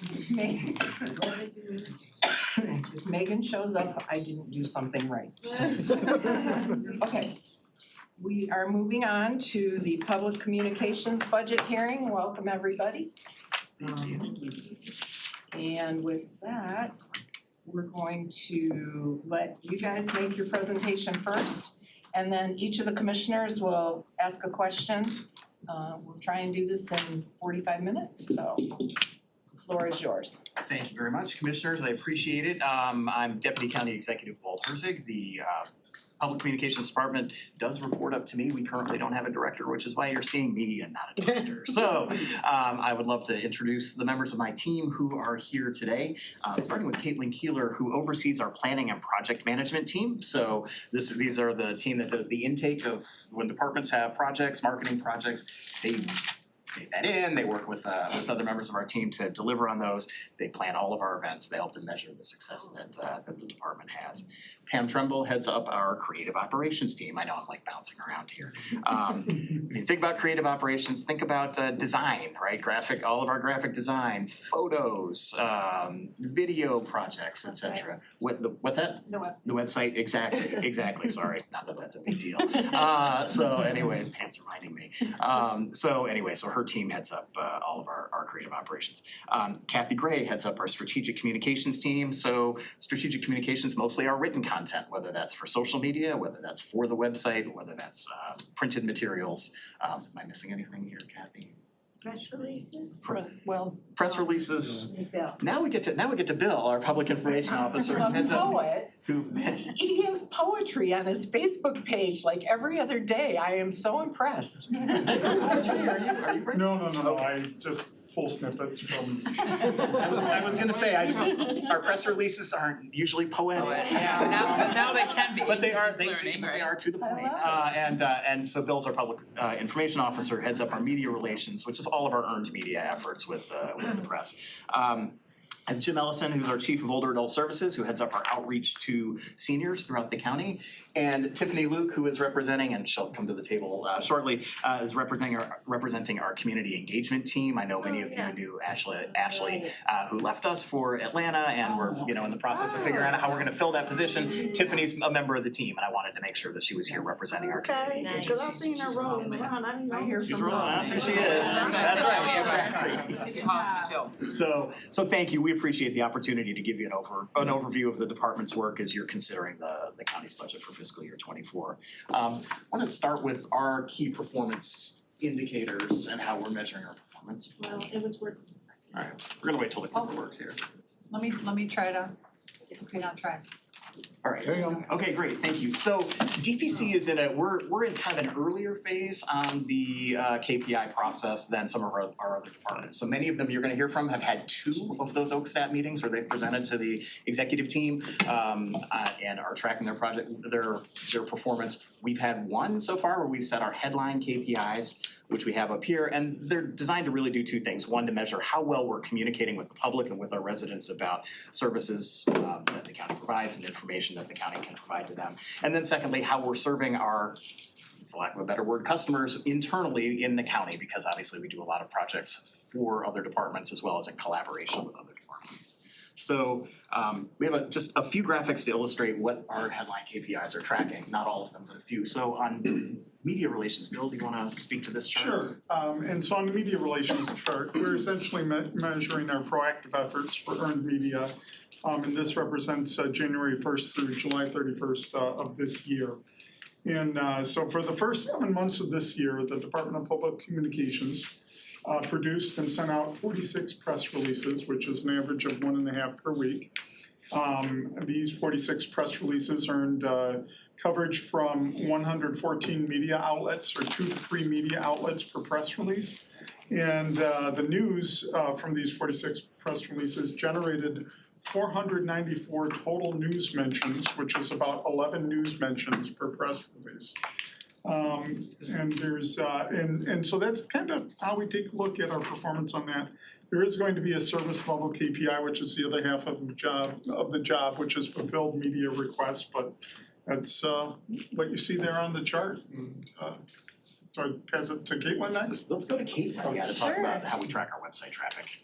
So with the bar graph was how we're using to track our website, and we're looking at new users per month, and we've gone back years actually, and you can see in the bars is how many new users come each month, and that number resets every month. And then the red line represents the average. So you can see we kind of expect some seasonality. In the summer, we're usually high. It's really driven a lot by parks and their offerings that they have.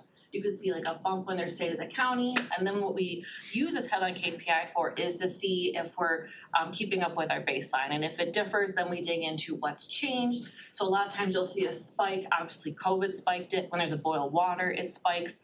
We'll take that information and know we need to get that web part of the web more prevalent and faster to people. Or you might see dips. You can see here in April is when we launched our new website, which Pam is going to be talking about in a little bit later. And also at the same time, the way we track our analytics, Google Analytics changed a whole new platform also in April. So we're keeping an eye on that difference there with the red line with the bar graph. So that's just one way we're keeping the pulse on our website.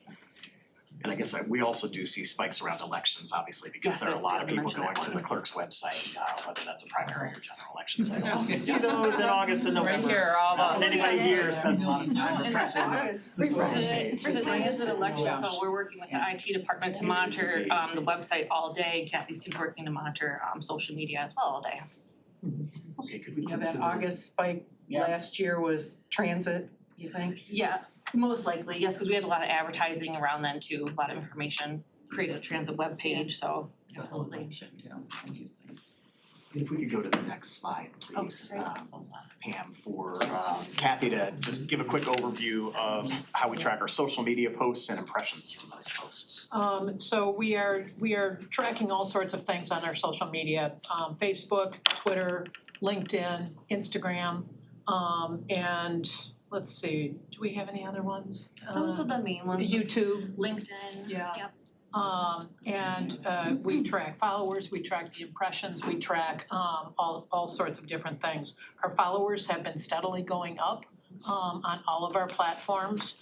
And our OpenGov social media platforms cover everything. We get a lot of hits on parks, on emergency management, on all the different departments. So those are going up. The impressions, and that's the people who are seeing our things, kind of fluctuates. Right now, it's a little bit slow. And you'll see on Twitter, it's been going down, and Twitter's a little weird right now. And we don't know if it's X or Twitter or whatever it is, but they have limited the amount of things that people can see. So that has gone down. I'm not particularly worried about that. Videos, we've been doing a lot more videos, and we've been getting really good engagement on that, of people watching it. We had 2,000 video views in the past, I think it was in the past month. Because we've had a lot of different videos on there. So and we're tracking this every month and have been tracking it since 2019, I believe, going back. We've got some different things about that have gotten really good engagement. If you're interested, I can go through some of those. But LinkedIn is good. YouTube, we've had over 300,000 YouTube views, and that's up like 25,000 this year. And we've got a blog that we're tracking as well, and the blog has been getting great traffic as well. We don't use TikTok. If anybody was gonna ask the question, the county doesn't have a presence on TikTok, I don't believe. We claimed our names, but no one else our could name, do but anything yes, with but it. we're right, But we're not exactly. All right, terrific. Thank you. Well, so now I'd like to give the team an opportunity to talk about a few of the highlights from this past year of projects that we worked on, largely in collaboration with other county departments. So let's start with Oakland Transit. Kathy, talk about that. Well, the transit question got put on the ballot in August. So we had basically 8 weeks to create a campaign, an educational campaign, not advocacy, just educational campaign on the transit millage. And we did a ton. We got flyers out to all the CBTs, to organizations, to all the local providers. That was basically a flyer that was frequently asked questions and a lot of educational information about the transit millage. We partnered with you guys and community organizations to distribute this information. We produced 14 video testimonials from people who are transit riders and the benefit that they find for it. And these are evergreen videos that we can use all the time and still live on our YouTube channel of people who, you know, are getting to jobs, who are getting to doctor's appointments, who are getting all over their areas in the county with some of the smart ridership. We did community toolkits that they could use to get the information out to their communities. We did billboards, radio ads, TV ads, newspaper ads that, you know, was all over the county and all over, frankly, all over the region, because with radio, you know, it's gonna go more than just Oakland County. We maintained a website. We created and maintained the website. We hosted telephone town halls and in-person town halls. And we supported our partners' educational efforts with SMART, with WOTA, with NOTA, and OPC. And we hosted several press events too. So it was all hands on deck in DPC for that 8 weeks. And I think the result was a good one. Thanks, Kathy. Let's go to the launch of the OakGov website, which was a massive. Yes, so this slide is actually a summary of a 30-slide deck that I usually give when I'm talking about the website. So we're gonna just pare it down to the very essentials, but this project was the result of working shoulder to shoulder, DPC, IT, the executive office, along with about 170 individual stakeholders and content editors across the county. So it was definitely a collaborative effort from start to finish. It did take us about 16 months from the time that we wrote the RFP to the time that we launched. It's hard to believe that we really only launched like 3.5 months ago.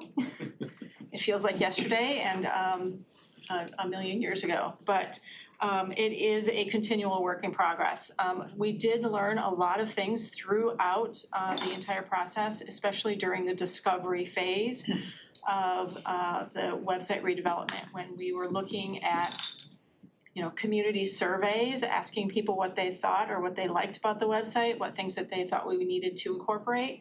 Also looking at some of the technology tools where we can do a heat map to find out where people are looking on the page, what they're clicking on, how far down on the page they scroll, and also doing a deep dive into our analytics to figure out what are the top pages of the entire website and what things do people need to see when they land on the home page versus things that, you know, might be 2 clicks down versus the, you know, just 1 click from the home page. Search was another big request that we received. So search is front and center on our new website, as well as a service finder database that lists about almost 1,000 individual services that are available throughout the county that people can quickly find the answers to. As we were creating this website, we knew that we needed to focus on mobile first because we discovered that about 54% of our website visitors are seeing the website from a mobile device, which is actually higher than the national average. So we needed to make sure that everything was mobile friendly, but also accessible for those who might not have the ability to read the words on a page and would use a screen reader instead, or assistive tools to view or navigate our website. So accessibility was one of the very important things that we built into the website, but then also all of those 170 or so individual employees across the county received a 2-part accessibility training workshop where we taught them about how to write content that is accessible, as well as using the tools inside the website to make it accessible for all.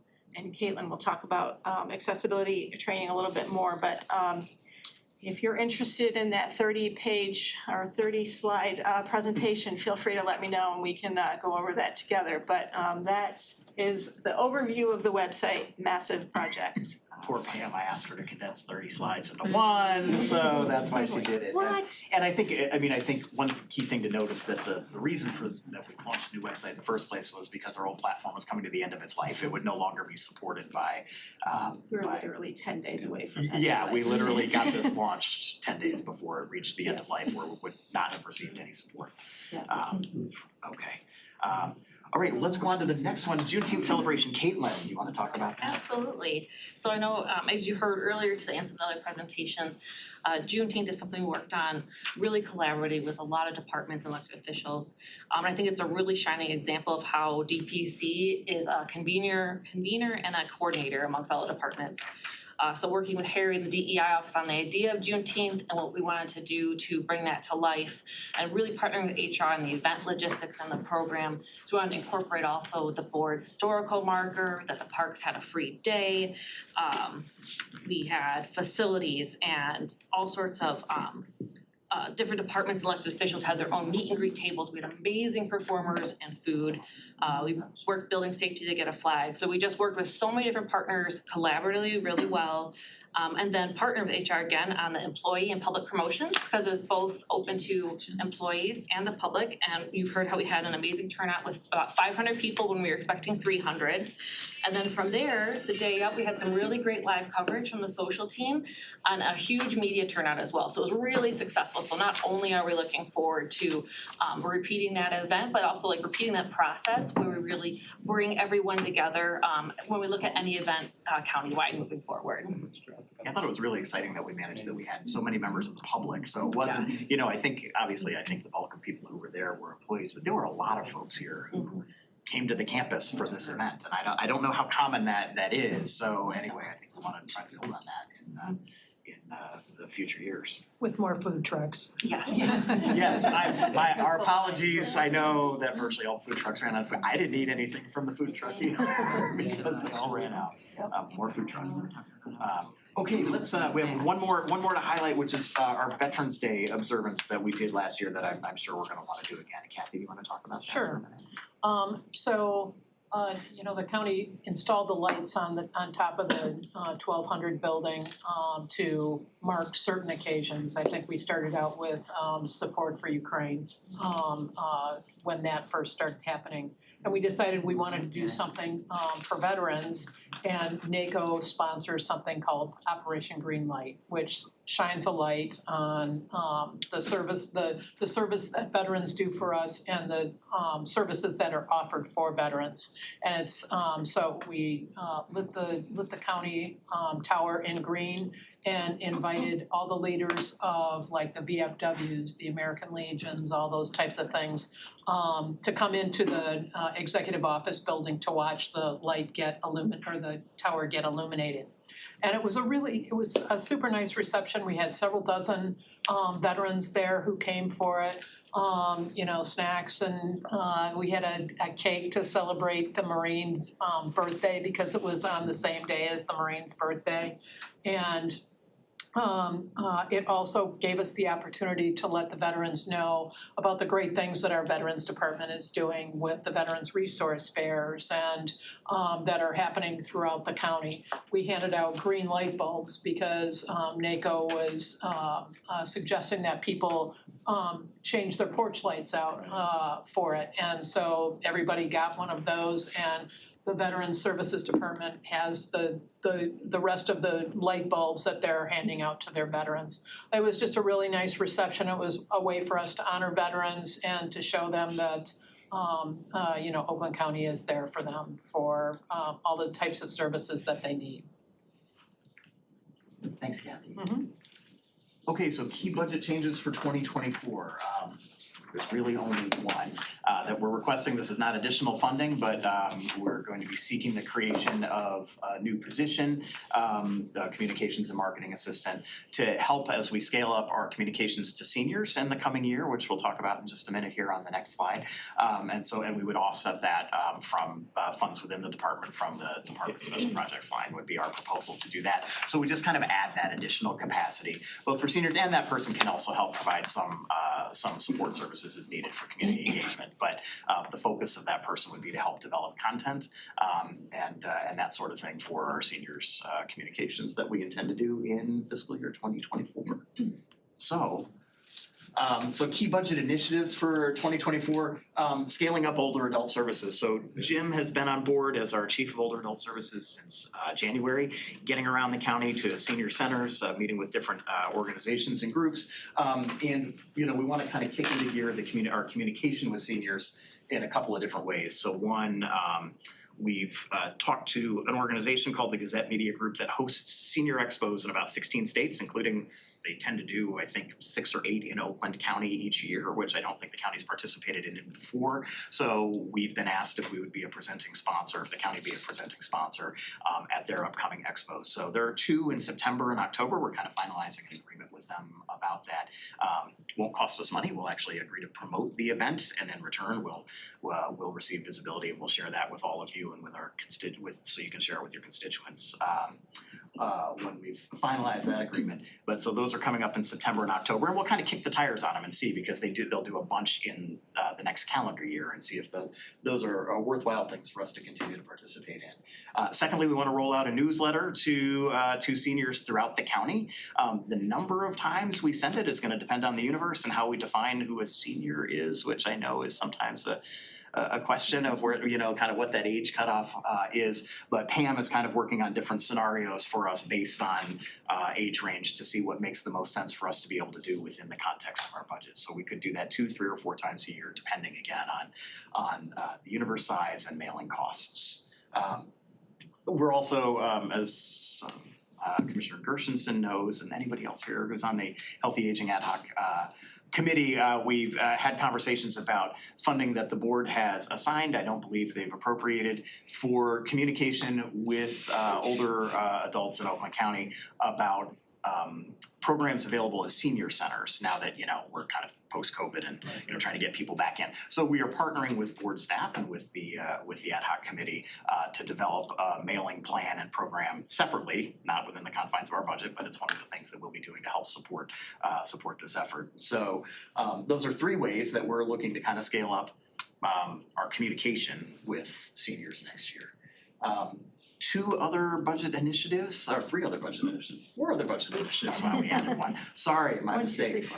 So we're in the process of implementing a CRM database so we can better track our communication with residents. That was something Ashley had been working on before she moved to Atlanta, and Tiffany's picked it up. So Tiffany, is there anything you want to say about that? Sure, really excited about our new CRM system. It's called IQ, and what we're going to be doing with this is being able to actually have a better tracking system for our hotline. So we receive calls from our hotline phone number, and they actually go to our emails and other avenues of communication. Within IQ, we'll be able to actually send responses directly to our constituents and have it be returned to them hopefully within 48 hours. Another way is for us to track our community interactions. As we're going out to different communities, we can make sure that we have the tracking system in real time, so that way when we create these relationships, we don't have to worry about, like, for example, Ashley leaving, she leaves with all those contacts. We're able to have that housed in a central location.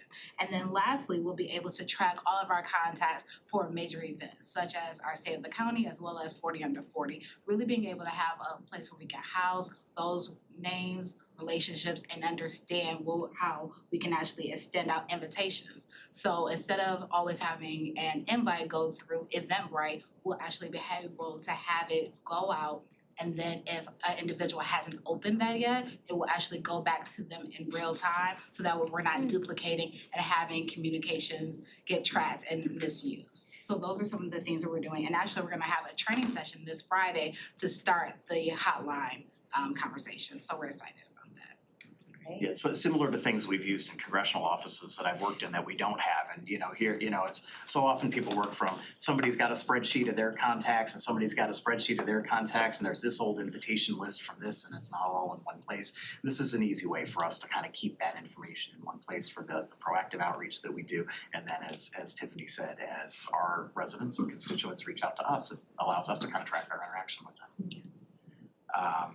So a couple of other key initiatives, the next two are Pam. Yes, a digital press or an in-house printing capability. So we are working with the new vendor who's just brought on board for the copiers across the county, copiers and printers, to identify basically a fancy copier that does more high-end printing, that we would be able to bring some of our smaller, easy jobs that we usually send out to an outside print vendor, bringing that in-house so that we can realize cost savings. So for instance, a print job might cost $500 at a little print shop and take, 5 to 7 days to get it back so that we can use, a stack of flyers. Whereas in-house, that print job might actually only cost around, $60 or $70, and we would be able to produce something in a single day. So kind of making a little mini print shop in-house that would help serve all departments across the county. And so right now we're information gathering, building the business plan, so hopefully within the next few months, we'll see a little bit more action on that. And then the next one on the list is implementing an updated digital asset management system. We do have a system right now. It is also at end of life and the contract is ending. And so we're in the process of writing the RFP and getting bids. This is the type of system that is used to store our 200,000 photos that we have in our library and all of our video files, and be able to more easily search for those tools, resize automatically, and then share out easily. So individual employees would be able to do those searches without tapping into the creative team to stop what they're doing and find them a photo of this one specific thing, then resize it and send it out. The system would actually help with those efficiencies. That's good. Great. And then the last one is Caitlin. Sure, so one thing we're looking to do in the next year is to expand our accessibility training across all platforms and countywide. So as communicators, we know how important language is, access is, and we've been doing a lot of that already through an equity lens, being on the Equity Council, doing government social media accessibility training, the website accessibility training. Pam's also working to create a graphics training. And what we want to do from there is not just have our teams train, but then also work with all the different countywide departments and elected officials teams who are creating this content as well, so that when they're creating content, they're making sure it's accessible, whether it's from a technology perspective where it's a digital and alt text, or maybe it's an access perspective. So, think about the people we're trying to reach, and maybe they don't have access to the internet or mobile phones, or how are they getting that information? Where are we saying it? Community engagement, are we physically going there in person? So that's what we're looking forward to do to this next year, partnering with Harry and the DEI office, is really expanding that, so it's not just DPC, but expanding it countywide, just to improve everyone's outreach and communications to our public. Okay, so I'm not quite sure if we helped you catch up time or not catch up time, but okay. So anyway, with that, we'd be happy to take any questions that you have. Just want to hear all the information. So with that, I will open the floor to the commissioners. First up is Commissioner Smith Charles, followed by Commissioner Long, Cavell, and Powell, in that order. I did what you did for the self. So I hit it, so as they said, I hit it this time. Oh, yeah, but I hit mine too, I was faster. As they said, like a game show. All right, we're arguing over who gets to ask. The one who was first, Smith yeah. Charles, you'll get time, Commissioner Rahman, I Yes. promise, and you can go first next time. Well, thank you again for introducing everyone, and I was like, why is Wally speaking? And so now I guess I understand it better. I guess I'm gonna be a little devil advocate a little bit here, so do forgive me. I'm sure my colleagues have nice fuzzy, warm fuzzy questions and things like that. I do feel that the board often is the last to find out about stuff. I got a couple examples where I open up my local paper, the Southfield Sun, and I see the health department and the Board of Commissioners are urging people to get lead testing or things like that. And I'm like, well, we've never even had a conversation about that. That's one example. Another example, Water Resource Commissioner, Boil Water Advisory. In the dead of winter this year, I'm getting Facebook beat up and phone calls and the whole like, because they're like, you didn't give us enough notice about the water. And I'm like, I have no idea what you're talking about. We, as I say all the time, are the public-facing portion of this whole thing, whether it's at the public comment podium or whatever the case may be. And it's just really helpful when we can be made abreast of things early. I even made a little note here, the telegraph I think we get from the county. It's almost now, like I don't even see it anymore in my inbox because it's noise. It's noise now. PIO, nice to meet you. I see that, it's noise. Not sure, oftentimes I just don't have time to siphon through these things. But we have meetings twice a month at the very least, the committees do, where many of the departments and the units report to us. Being able to just allow us to be your communication arm in the community. It just seems like such low-hanging fruit. Econ, I will shout out because I live a for-profit life, and so I do sign up to the Econ mail listserv. I get stuff, it's timely, it's relevant, I appreciate it, so I do want to give them a shout out. The other thing is about this website. There was a lot of talk about it being awesome, and I just wonder, of the 170 employees, were there any board members included in that vetting of how the system's gonna work? Because honestly, when I go to the website, I didn't even know there was a board. I thought it was just an executive. And that's not good enough for me. I don't know how my colleagues feel, but we are the purse. This is a unified governmental body, and I do feel like we should get equal, if not top billing. But again, I don't speak for them, I just speak for me. The printing, I'm so glad Commissioner Gershenson had that right there. I struggle with why we even do that. I struggle with why is it in our inbox? Am I supposed to post this in my house, in the break room somewhere? And it just seems wasteful. So I don't know if this is coming from your department, but I heard that these end up in our mailbox because of the overages. So maybe they print so many and there's extra, so they put them in the board's box. So I just think, I don't know the purpose of that. It's not, I don't know. So I would love you all to consider that. It might buy you some more money for some of your line items. But again, as the board and as the purse, I would have liked to have been included, especially with EDI, infrastructure, included in that website redesign, because it went from good to good. I can't say it went from good to great. I haven't tested the search feature, but in the past, as you said, it wasn't really working, so I don't even use it now to even tell you if I think it's improved. But we want to be your advocate, we want to be your ally. I know I do. And I can't when we don't know, or we're last to find out. So the last thing I'll say, Chair, and I apologize for being a little lengthy, is just simply, we pass resolutions, we vote on stuff here. That's the only thing that the public has to say, well, what are the ordinances? I had someone reach out last year about ordinances. Where do they go on our website to know what ordinances are in place or what restrictions are in place for environmental concerns? I did a deep dive throughout our whole website. I feel myself to be pretty technically sophisticated. I couldn't find anything. And then that makes me look bad as the representative of a portion of our county. So when we vote and we have minutes and resolutions, it shouldn't be buried in a bunch of search engines. It should literally be really prominently focused, because nothing else matters here. Only the things that matter are the things we voted on, appropriated funds to. So yay parks and yay the rest of them. But I do think that was an oversight, because even when I go to the website today, I'm still struggling to find where the board section is unless I scroll super down to the bottom and I see Dave Coulter prominently displayed everywhere. And I can't find the Board of Commissioners. It just doesn't, I don't know who thought that was good. And I'll land there. I agree. Okay then. I agree. Thank you, Commissioner Smith Charles.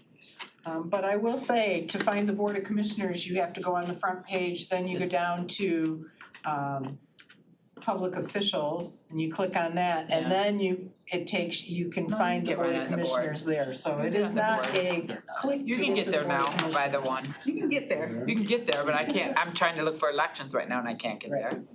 Yeah, and It's elections are close. real important. Yeah, I mean, I like Okay. to, I'm looking for results. We digress. Okay. That's my fault. Okay, next up, we have Commissioner Long. Okay, so mine is an actual line item budget question on page, if someone can, over there, look, 396.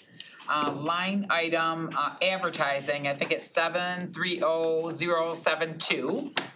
On amended budget for 23 was 238,903.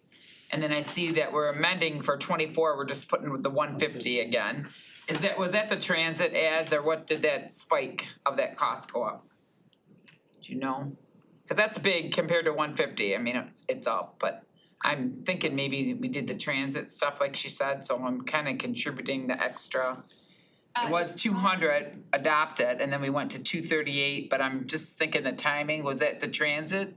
It's gonna be partially due to the transit and some other types of carry forwards that came in from fiscal '22. Okay. And then budget amended, that will be enough for you folks, the 150, you think amended? It will. I mean, unless something obviously if COVID or something happened or there's more, I get it, there's more advertising needed and communication, so. All right, the 150 looks good for your line item though. It does, yeah, it had been 200,000, we actually asked to cut it to 150 so that we Okay. could create some additional positions earlier this year, which this committee helped us to do, and we appreciate that very Okay, much. so if it has to go up, obviously if something happened, you would come We would and have that, of bump course. it up. Okay, thank you, that was my budget question. Okay. Commissioner Cavell. Hi. Actually, yeah, what you were saying, so if I get it right, the advertising and the education doesn't happen through advertising line item, it happens through contracted services, right? Cause that went down, whatever, 850, or that's. I didn't look at that part. Contracted services. Advertising falls under the contractual services category. Right, so if you're looking at the whole category, Commissioner, I think that's kind of what you're seeing is it's. Oh, you're saying the Right. 280, Charles, you're on the That's next part of line it, item. but the Okay. thing is it's that 1,046,000 for this year, 1.8, almost 1.9 million last year. And that decrease of $850,000 is in large part due to not doing the transit millage this upcoming year, right? You don't have to contract services to try and educate voters, right? Correct, and I guess I'm gonna kind of defer to Yeah, Kim that's Bieber that on this, but I 280. think that the reason why it was up at that 1.8 million in the first place was some money that was carried forward from fiscal year 2022 that went towards transit education. And effectively, this is kind of resetting now without that carry forward in those costs of village education. So if I've got that wrong, I'll correct that, but I think that's right. Charlie asked further, what's the 280 include? Please, Well, sorry. I'm not so worried about that. What I was trying to lean into is, okay, so you guys got this reduction in contracted services because you don't need to promote the transit millage.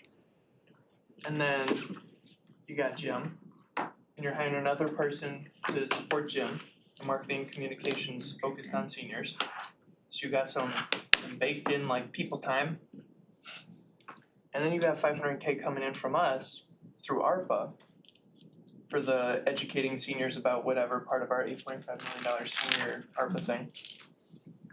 Let's just go for a senior millage, like it cost the same to educate people for the transit, let's do seniors. Well, I think that's a policy discussion that we can have at some point, but Just saying, we got the and I'm money not sure already in that's the I'm budget. not sure that's a budget discussion. It's but I already think coming it's a here, policy we already got the staff, guys, we could do it, that's just one thing to say, we could do a senior millage, we're the fastest aging state in the country, aging faster than Florida. You heard it here first, okay, we can do this. Alright, yeah, that wasn't a real question, but we can do that. Okay, so the ARPA, this department was made using ARPA, right? I don't know if you all weren't here for that because we made the department after you showed up. Only a couple of positions were funded with ARPA, the rest were I not. think it was 18 positions, it's like $780,000. It was at least something to start. There are 3 positions currently funded by ARPA for this year that had been done prior and are baked into the general fund budget for 2025 moving forward, is my understanding. That's my question. Yeah, So and what there were happened with three, ARPA there were 3 positions. Now, I don't know Okay. what was done initially, Okay. but in this past fiscal year, there've been 3 that carry forward into this one, and then my understanding from the department is that that's been baked into the general fund budget for 2025 and moving forward. Okay. Yeah, not So that's- ARPA dollars. So we'll stop using ARPA in fiscal year 2025 for this. That's my understanding, and I'll double Okay. check that, but I believe that's right. Okay, cause I was gonna ask, what then is the 12% increase expected? Between year 24 and year 25, if based on your guys' goals and the 3% and then 2% for staff. What's the 12% departmental increase? And is it just? I would have to double check, but I think the answer, I believe the answer to that is that's accounting for moving the ARPA positions to general fund positions, but for you, I wanna make sure that we've got that right. Yeah. And then just last 2 things is convener. So I love that you guys are conveners, you showed it well, that's cool. Are there other ways, in addition to what you're showing as your 2024 goals with seniors, to convene externally, right? There's a lot of things going on at the county. I think in our committee, or maybe it's not sort of this committee, but conversations on school safety are super pertinent. Conversations around affordable housing, conversations around aging, right? You're tackling it. How do we, what can we do to support you in being, as you say, being a convener, thinking externally? How do we support you in doing more of that?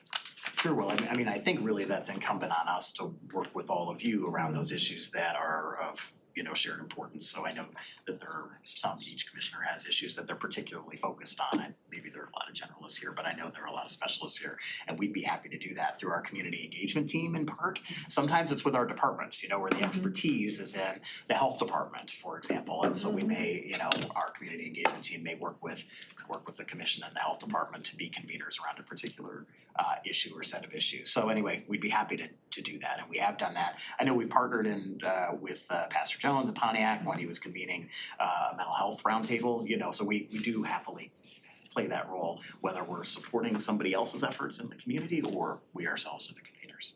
Okay. And then another thought internally about convener is, because we've talked about this, and I think Yolanda, this was a big thing you brought up a couple years ago or last year, is grants management. Yeah, it came up. Yeah, already with the executive stuff? Yeah, you may not have been here, they actually have a department now. Where's my notes? Proposing the creation of 2 positions in the county executive office, that is money that I believe the board has already already appropriated. 300K, right? Yeah, exactly, Yeah. right, to Okay. be that kind of matchmaker with the nonprofit community and with foundations, so there would be 2 positions there. So somebody who would kind of lead that and somebody who would support that, perhaps in actually doing some grant writing, though it's gonna be hard to have, the volume of grants, you saw Aaron Quatel's presentation alone and as sustainability, one person can't crank that all out, so we'll be seeking additional support for that as well. Nice, okay, We've cool. been talking about this for a couple of years, Yeah, and we needed that's this great. central grant writing hub in this county, and I'm really happy to see that. Grant writing and matchmaking, really part of it, certainly the federal and state stuff, some of it's pure, especially federal, haven't come out of that world, I know, it's, just kind of cranking out grant applications. But with some of the nonprofit stuff, a little bit is gonna be, finding someone who can work, where do our priorities align with priorities in the nonprofit community, where we can find ways to, leverage dollars from them with dollars that we invest, so that would be part of the mission of that office. Okay, great. So then last thing, I don't know what the hotline number is. What is that number? The hotline number? 248-858-0211. 2110. 2110. This was set up during COVID initially, right? And Yes. obviously was used heavily during COVID and is used less so now, but it's something that we could probably. It's kind of like a See what it circuit says. board for So it says county something departments, like if I call. So it's not, so there is the 858-1000, which is the, See what it says. like the circuit board kind of switchboard type call center, but the help hotline is where people can get information about community resources, or if they just simply can't find the answer somewhere on the website, they can call the hotline and we'll connect. You and I. You know, Tiffany and the team will connect to the department. So if we're not in, they can leave a voicemail, it'll either come to our computers and we'll be able to listen and reach back out. Sweet. And It's there's also an 858 email address that's hotline. 2110. 2110, okay. Can we ask that the information be shared with all the commissioners? Sure, I'll send out. Our staff, we'll get with y'all staff. Thank you. Next up is Commissioner Powell. I was just wondering, cause Gwen did make a big, cause you know, she pointed out something with the air event, with the airport event, the air show. Reason why I'm saying this is because, and I know I didn't go looking for it or anything, but I just think, and from honestly a cultural perspective, that is something that our culture is not shared. We don't see that. And I would just know moving forward for next year, I would love to try to do some coordination effort to get some kids bussed out there on that day. Yeah. Of course, I work on the sponsor, I could do all that, but I just think from kids in Pontiac don't see stuff like that. And I think if I may have been aware, which I know we do a lot of marketing, and I know it's a lot of ways to market now, so it can get kind of conflictual. So just if y'all can keep that on their radar to just let us commissioners kind of know for our districts, but I know personally for me, I wanna try to coordinate something and get some kids out there to kind of see. Especially the ones that may be interested in this space, this area. But I just know even growing up as a kid, I didn't even know we had an airport out there till I kind of got grown. So it's just stuff that we don't hear about or see about, and it's right here, right?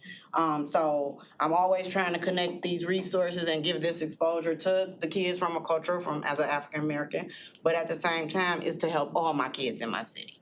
They only, that 21-mile city is all they see. Some of them don't even get out on a travel. So I would love to try to get the kids to go there. So thank you, that's all I wanted to say. Thank you, Commissioner. Next up, we have Commissioner Rahman.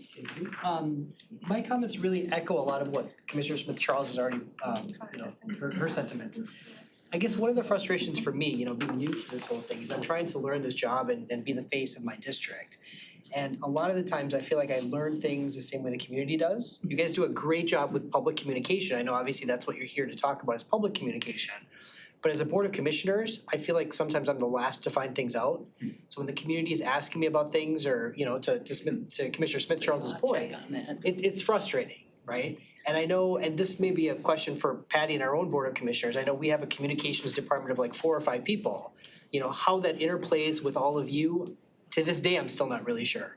Because with all of you and all of them, I still don't know what's going on. So I'm not sure if the onus is on me or somebody needs to be doing a better job of communicating. I need to get some clarification on that.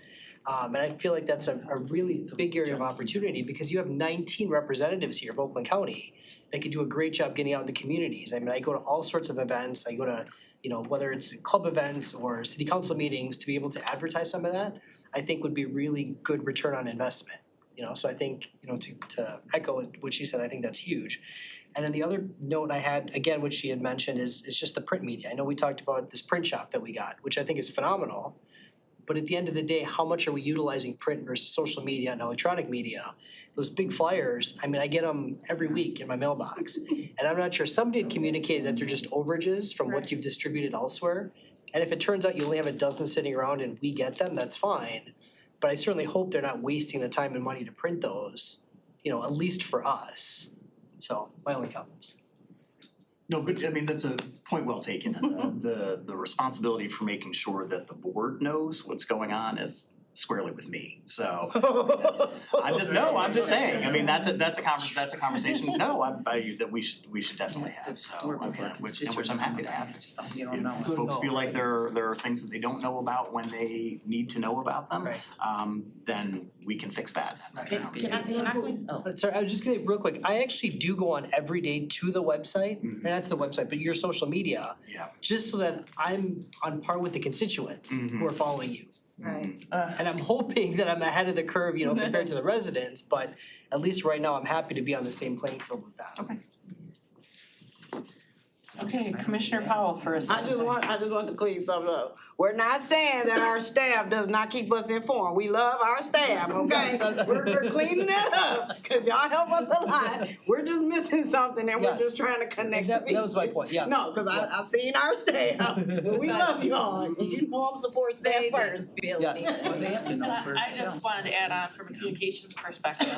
I lead a weekly meeting with Sarah Moreau sits on and members of her staff too. So we're talking weekly, trying to get ahead of things, but taking notes, you know, you are the first line of people in your communities. So one thing we've been doing with community engagement, our departments, is creating like these advocate kits. So maybe that's something Sarah and I can work on offline, is maybe thinking of like advocate kits. And then also with Walt said, for other things you need to know that are coming up, just to do a better job of that. So that's some great feedback to take with us. Thank you. And props to Sarah and her team too. We love working with them. Yeah.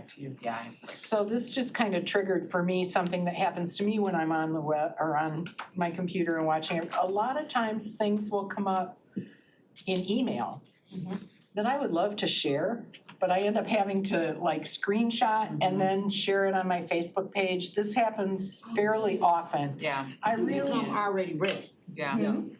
Yes, so I really, the more we can make stuff shareable right up front, the easier it is for us. Cause I don't share some stuff just because it would be an extra 3 steps for me to do that and I don't have time, so I move on, I don't even know how to right? get But if you make it that. shareable, I'm gonna share it, so that's one little, and related to that is the road commission information. What roads are closed and why. I mean, let me tell you, I live, and so does Dr. Rahman, live in the community right now. You cannot get there from here. And it's the single biggest thing I'm contacted about all the time. And it would be really good if there was some sort of they do communicate, Cindy Dingle, I think is her name. Yeah. She does send us that thing, we got it today, right? But it's also not very friendly to the individual commissioner, you know, like what pass roads? along. Search for, yeah. It'd be easier to have it in format. I think it's complicated, so you're not gonna be able to solve it by next Thursday, but it is a conversation I think needs to be had with the road commission, because that is something people are looking to us for the information on, and it's not intuitive to be able to provide it, so. Gotcha. There's certainly this, I mean, some departments have their own kind of Right. communications teams, right, that we try to coordinate with, but they're not Right. us proactively doing it. And then we may be able to help with that. And then there's the stuff that we do that we can do better, which I'm definitely hearing.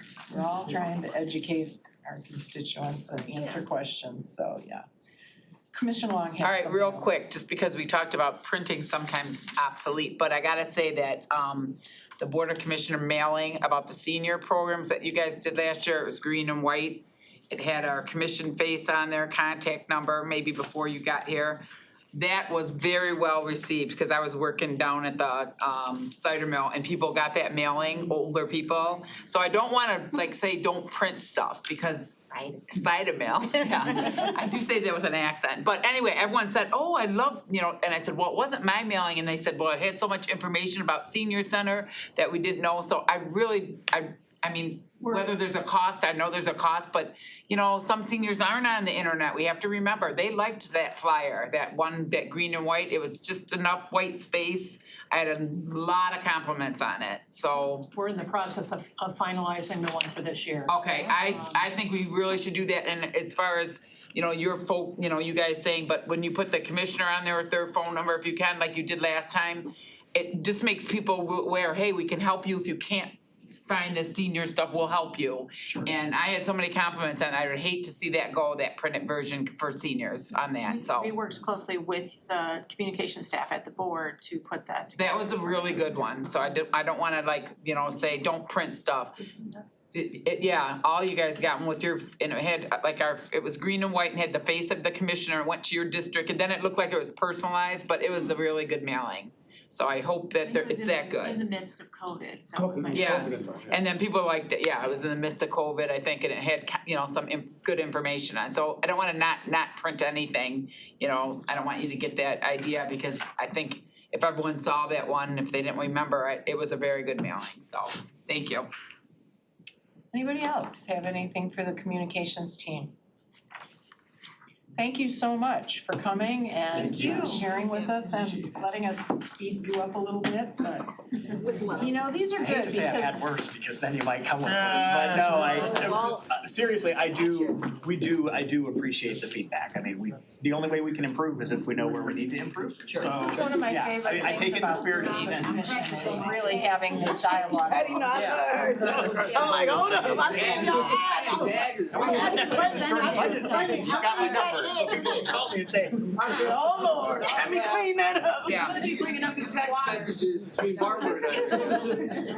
They're all good? You're gonna 5-minute recess? I went out. Yeah, we'll make Board of Commissioners. 5-minute recess? We'll make Board of Commissioners wait. Let's do it right now. Take a 5-minute recess. Yeah, I've never seen This one's will be quick, Commissioner Whitmer. And you after you guys getting off and showing you bad things, right? all right. I'm gonna be covering. Take care, Jim. And see how we can, Yeah. I know we're gonna try to extend the input. Well, I mean. Bruce Almighty. It has like a little style belt that. Are we done? We went on it. We got ours, commissioners. And Dun, Commissioners, dun, Are we off the air? that'll be No, a long we're not off while the you're air. sitting here, just remember tomorrow is really the long one. You're gonna have Finance know. Committee first, I'm and gonna bring a then go parka. into the budget Yeah. hearing. Bring it long sleeves. Starts at 1 though, right? No, No, 9:30. 11 to 4. Economic, at 11. yes. 11 for you, 9:30 for me. Yeah, let me just make sure, yep, 11, and then we'll go into budget hearings.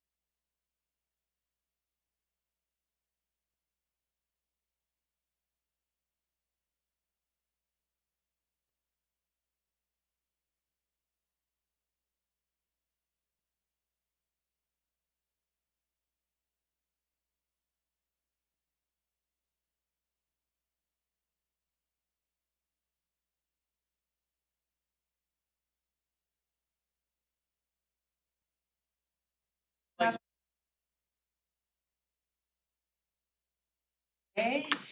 it's our own favorite staff, Yes. the Board of Commissioners.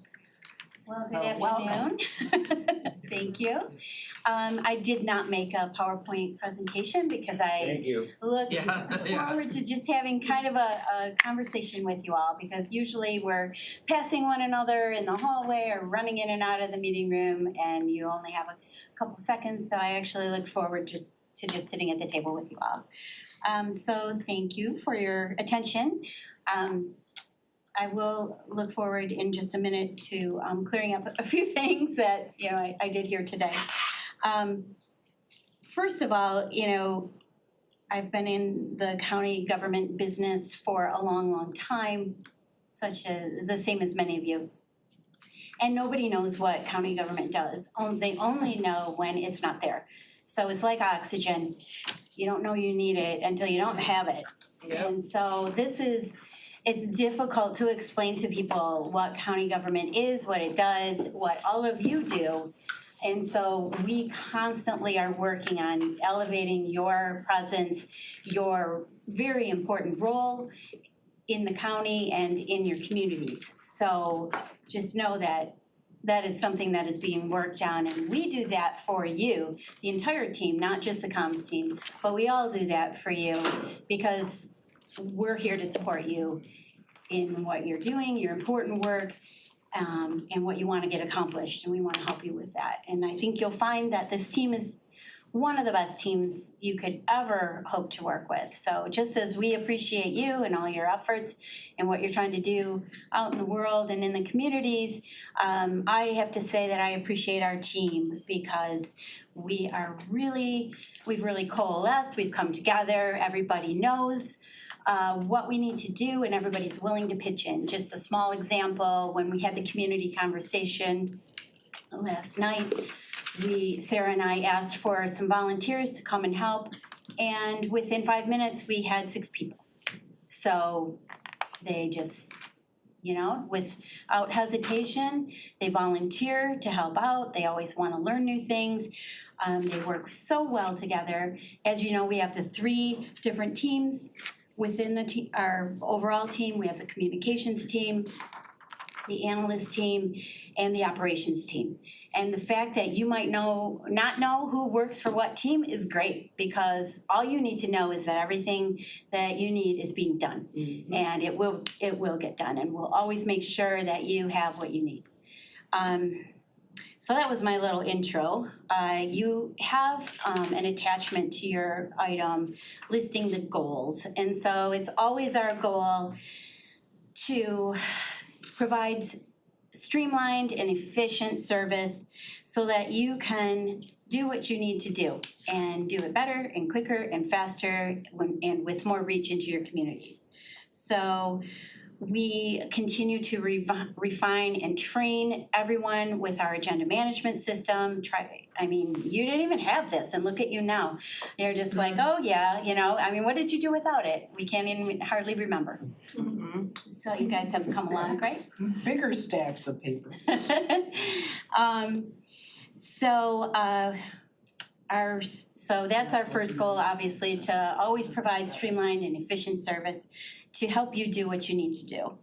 Another goal is to increase transparency, and this goes into some of the conversation that was earlier, so that the public knows what you're doing, because they need to know, and to raise awareness of what you do and how you do it and how it impacts the residents' lives. And a third goal is to encourage additional training opportunities and personal and professional growth for our staff. As I mentioned, we have the 3 teams, and we have defined and updated job descriptions from within each team. And so there's opportunities for growth, both within the teams, and everybody knows what the other teams involve as well if they're interested in learning, you know, how to do something else within our own department. We'll always help with that. So we have encouraged memberships in professional organizations, as well as training. We have people who are getting their master's degree, taking advantage of the tuition reimbursement. And then also the county HR department does offer a lot of training opportunities, you know, just on an everyday basis, even with, you know, Word and Excel and things like that, as well as professional development and soft skills. So we encourage them to, you know, our staff to take advantage of those things, as well as outside trainings that would be helpful. You know, I'm gonna stop you there because I don't ever notice that if I'm looking for somebody, oh, they're not here, they're in training. But that's good that this much training is available to our staff. I mean, I just think it's really wonderful and it does not seem to impact us in a negative way at all. No, it doesn't. Seems very seamless. We've got it handled and yeah, everybody supports one another and we're cross-trained so that, you know, if and when unfortunate things do happen, we've got a good safety net. And Or somebody goes off to have a baby. yeah, so or somebody can't let it go for 6 weeks, or somebody's on vacation and it's still weighing in at 8 o'clock at night. So anyway, but we do have those things. We encourage the off time as well. Yeah. So you have before you our budget as well. It did not really change from last year. We kept it pretty much the same. The only additional request that we did get is from the Historical Commission because they do fall under our line item budget, and they have requested $1,915 extra dollars to support educational and community outreach. And I think Commissioner Markham will probably sponsor a motion to amend the BOC budget to include an extra $1,915. I don't know if you wanted to say anything about what They they're really doing. come to us hat in hand, you know, Right. they have these great They do a good ideas job, and they're yeah. like, could we get another $1,000, do you think? So what they're doing is they're creating these historical posters with the theme of Oakland County's role in history. And they started out with Oakland County's role in World War II and us as the arsenal of democracy, and they made I think we have one of the posters here, or we did. But they're placing them all in libraries and senior centers and stuff all over the county, and they're intended to be changeable. So 3 months from now or 6 months from now, there'll be a new poster. And you know, I think it's always good to share our history with the public. I don't think everybody knows, you know, especially Oakland County's role. You look at Elizabeth Dennison Forth and what she did and how important she was to the development of this whole place, and yet nobody ever heard of her, right? Until the Historical Society really were the ones that said, you know, this person's important to our history and we should be commemorating her presence. And we did. So I think a little bit more money for them to do what they're doing. They're not wasting it. They're certainly spending it on sharing history with the rest of us, so. Okay, so that's the only change in terms of our actual budget. We have been involved in a lot of you know, extra activities, but those all fall within our budget. The Black Excellence Awards, expanding those and creating the plaque. We're expanding Youth in Government Day a little bit and maybe looking for a Youth in Government program that Commissioner Cavell is interested in starting, the Outstanding Senior Awards. And on the horizon, we have the Oakland County Green Schools Program that we've been asked to collaborate with from the executive office. And I have a lot of experience from a previous situation, so I can tell you that that's an excellent way for you all to get involved in outreach within your districts, because you can get into every single school in the whole county, so. And you'll see that we have really made more progress toward getting you out there. We're doing the ads for the broadband survey. We've done little videos, you know, where you can talk about a mental health resource within your county, when we're open to more ideas as well, because we wanna make sure that we get the information out there about who you are and what you do. We have a trifold brochure that you can hand out when you're at your meetings. We have the BOC Bulletin, which is a newsletter that goes out, and an annual report. We're gonna look to use more functions within the civic clerk system, now that everybody's comfortable with it, where there's more things that we can do within that system and it doesn't cost anything else, it's just a matter of utilizing it. And we are getting documents on demand, which is gonna be great. It'll be accessible from the Board of Commissioners website. It's a codification of all the actions that you take. So it's a very easy way to reference all the resolutions, all the proclamations, all the reports, all the actions that the board takes. So what happens, you're at a meeting, full board meeting, these things get approved. We upload those things into documents on demand immediately or the next morning. While the resolutions are going through their 10-day process of signing and whatever, that sometimes it makes it a little difficult, maybe the day or two after a full board meeting, to see like, did they approve this and did they approve that?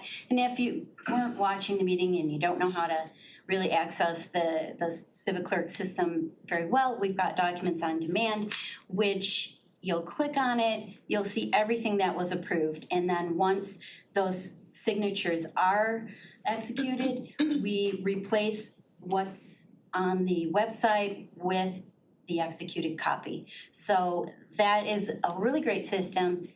It only costs $1,500, so $1,500 budgeted for that last year. We've got it in there. It's $750 a year maintenance, and that is, you know, just a small cost. It's cloud-based, accessible from everywhere. So,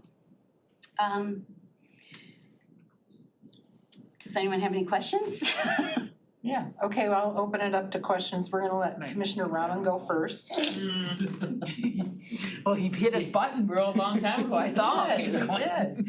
I timed out actually, but thank you. Oh, it timed out. I'm not connected to So the Patty, my internet. real question is, I'm just trying to understand, so I'm on page 308 and crossed into 34 in the small book. Just help me understand, so contractual services overall decrease of 1.129 million, and it says primarily due to, you know, X, Y, and Z.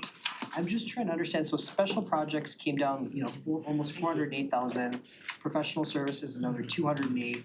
I mean, obviously bigger numbers, and just help me understand what exactly it is we're talking about and why the overall decrease.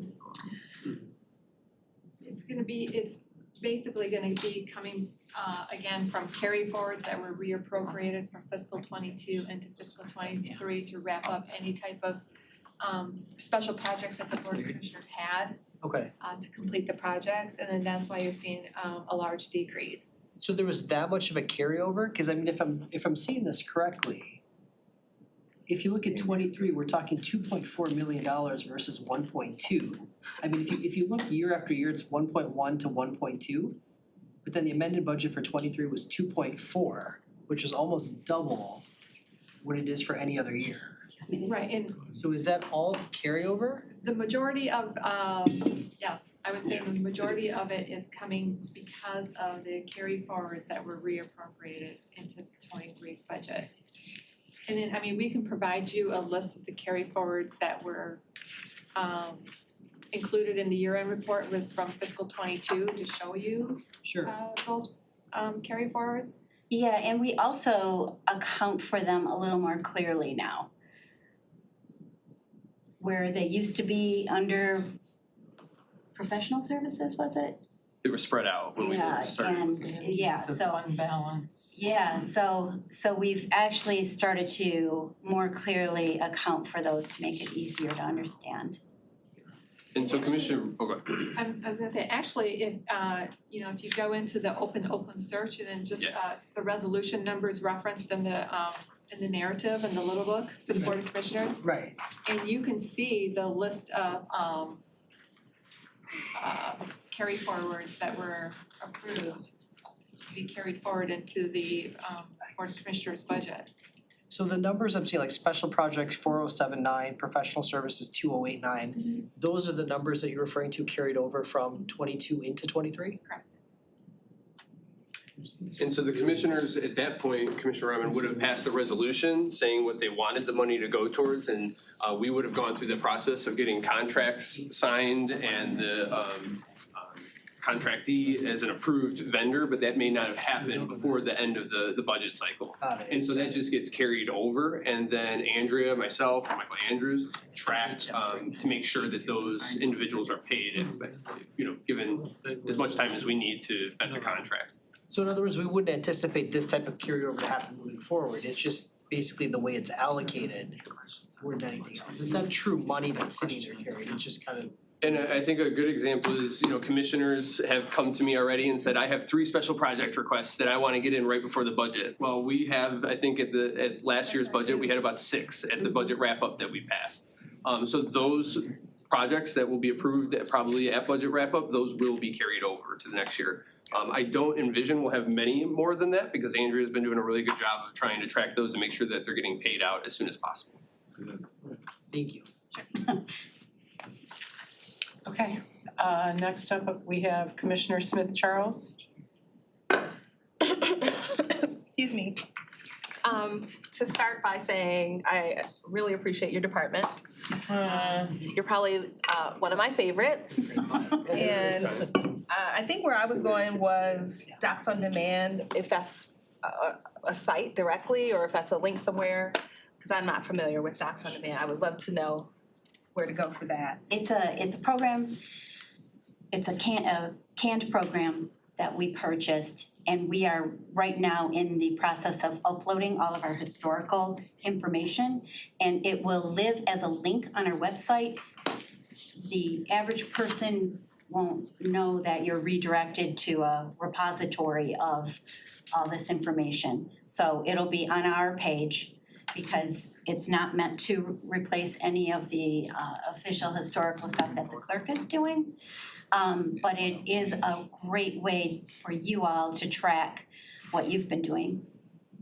Thank you. And then the historical thing with the 1900 or whatever the dollar amount was, is it faster for it to be a budget amendment or like could it just be a special project? I think they wanted it to live within their budget and going Year after forward. year. Yeah. They would like it to be. They're still under $10,000 a year. For a long time, they were at $4,000 Right. a year.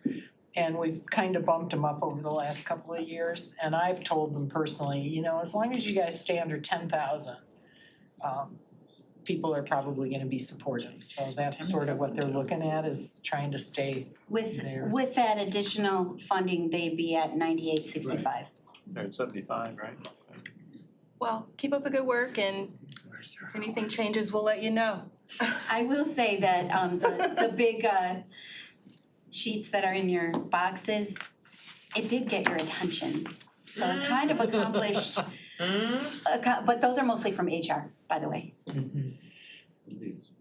Well, some of them you can put at senior centers, some of them were related to the community, so you take them to your senior centers. Alright, Commissioner Almost Cavell, to throw away. you're next. Thanks.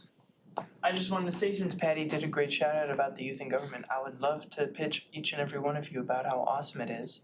And it won't cost any money and it'll be great. And you could all nominate a young person to be part of this like youth council and talk to me if you want to learn more about it. Is this something that exists somewhere else? Yes, it's replicated off of something they do in Knoxville, Tennessee, in Knox County. And actually, Amy has put a lot of work into it. It exists elsewhere as well. Yep. So we've got some information to present to you, Commissioner Cavell, before you talk to everybody. So I'll give you the wrong Getting thing. those young people in government. That's right. Run against Is that it, Commissioner Cavell? And then I'll say, you don't do that. Is that it, One Commissioner more Cavell? time, I wouldn't have to read these, but, oh, wait, one more thing, no. I wanted to say also to the benefit we get from HR and just OCGov in general about the training, Tuition reimbursement? tuition reimbursement. I'm doing that to become a certified government financial professional through the National Association of like Government.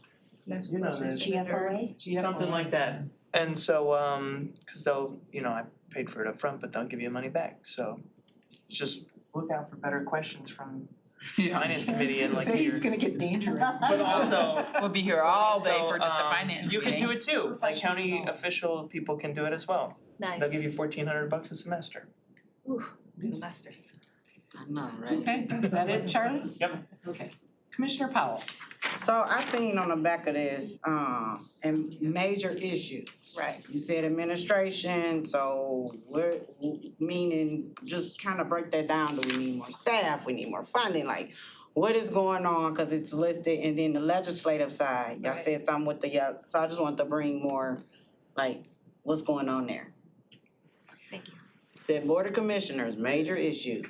I would probably say one of the major issues is we've taken on more of a program manager role. And as the legislative branch of government, that's typically viewed upon as, not necessarily their purview.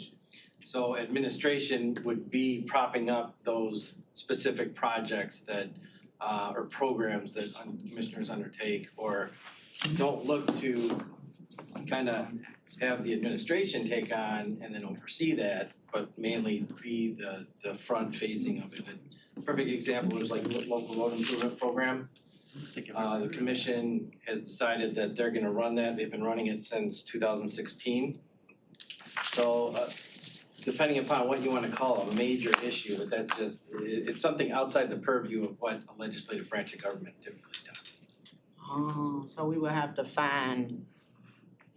deal with that and get staffing and all of that to kind of help in that Yeah, and it's space. just kind of to raise your awareness. Number one, again, like I said in the beginning, it's all getting done. The things behind the scenes are happening and we are handling all of that. But so you've taken that on as part of the job is what you're, Exactly. it's not that it's necessarily negative or something going forward we should be concerned about. It just is, this is how you guys are operating now. But I just wanna, I'm support staff first, always. So with that being said, more work means, we gotta look at pays and appropriately taking care of our staff and all of that. So I just wanna make sure commissioners don't hold out. Not commissioners, staff. If y'all need what y'all need, please let us know so we can try to make whatever necessary adjustments, be it that we are taking on a lot more stuff. And something that we did was we sent 2 of our staff to project management training. Oh, good. Oh, And so they went to a 2-day conference, 2 of them, and then they came back and shared with the team, some of the strategies and methods and things like that. Okay, alright. And I love our staff, thank you, y'all do a great job. They take care of me, so I don't know about everybody else. Hopefully everyone, in their own No, way. I know, but I know, I'm just gonna say it, I can say, y'all take Thank care of you. me, so, thank you. Okay, I don't have anybody else's name up here. Anybody else got any questions for our staff? I wanted to ask about the meeting in Pontiac last night, since you're here and you said you had a lot of staff that went. So, I wanted to say, can I speak Go to ahead. that? So one, I wanna say, our staff is phenomenal. They jumped right on to assist, especially because I expressed how things can get very miscommunicated in the communication, in a city like mine. I know it can happen everywhere, but Pontiac team seems to miscommunicate things, and I want to make sure we control the narrative of what we're doing on the county side. So I wanna thank our staff, cause as always, I love it, cause I could've just, I used to do all the support staff stuff, so I love it when I see it's done professionally and so on it, and the process was so smooth. So I just wanna thank our staff, they did an amazing job. Now, to talk about just give a brief, the meeting went very well. The executive side, project experts gave the presentation. We shuffled through questions to make sure there's no duplication. All questions was answered. It was mic drop at the end, and you can hear a pin drop to where everybody left. It was fine. There was no additional explanations or it just went very well. So I wanna thank our staff for stepping in. I wanna thank executive staff for stepping in to answer me and Commissioner Nelson's demand, just to make sure we control this. We are planning to do more as this project goes, to just keep the community engaged and us as commissioners engaged in the process. So thank you. It went very, very well. Very well. More Zoom link shockingly would have been than we nice expected. for Yeah. those of us who couldn't get there. Yeah. Yeah, and we did talk about the live streaming it, but I think moving forward, we probably will once we get to this is what the project is, right? We don't wanna live stream the this and that it was not definite answers, cause we're still in litigation with them. And you didn't know how the crowd was gonna No, and we don't know, and you know, live is different beast right now when we go live, so that's that, but looking future, we looking to do that once we more have the, plan in place. I just think that's fair, cause we don't want misinformation getting out there, and that's not the plan. Yeah. So. Anybody else have anything? I just wanna say thank you again, Mike, and all the support staff for, the analysis and the questions and everything, the charts, everything you do to support us. I'm not afraid to come here and lead these meetings. Best staff ever. Best staff ever, Yeah. yep. Can I say one more Thank you. thing? And I wanna let our commissioners know, when we go to them NACO conferences, I can say for us and toot our horns and pat our backs, we are like either there or ahead of them, or it's almost like a check-in just to make sure our programs is doing, or what work we're doing is not going in vain. So that's a confirmation from NACO. We are on the team, we on it, so thanks for all y'all good work, commissioners. All right, I'll open up the last public comment, or the public comment. Is there anybody from the public here to talk? Seeing nobody, I will close public comment. Under other business, I think Yes, so. Mr. Keys had a couple of things to say. We have more of those printed out for the next couple of hearings, so I'm gonna pass those out to you so you can have them in paper. If you don't want that, they're all in your iPads and you can log in as well from home, so you have both options. I like that, yeah. Keep in mind tomorrow, maybe check out that finance committee agenda. There are a lot of items. We got about 11 items before we even get into budget hearings. That includes a closed session. So Chair Markham and I have been working hard to make sure we can try to consolidate as much as possible. And I think we're gonna have success in that. I think we'll have a quick lunch right after the finance committee meeting items. Then have our lunch and then we'll go into the hearings, So we're gonna have a real lunch. Lunch will be provided Okay, tomorrow. good, okay, good. Spam. I never ate that in my life. I'll take one. I never ate spam in my life. All right, Is it good? if there's no other business, I will call this meeting adjourned at 4:15. It's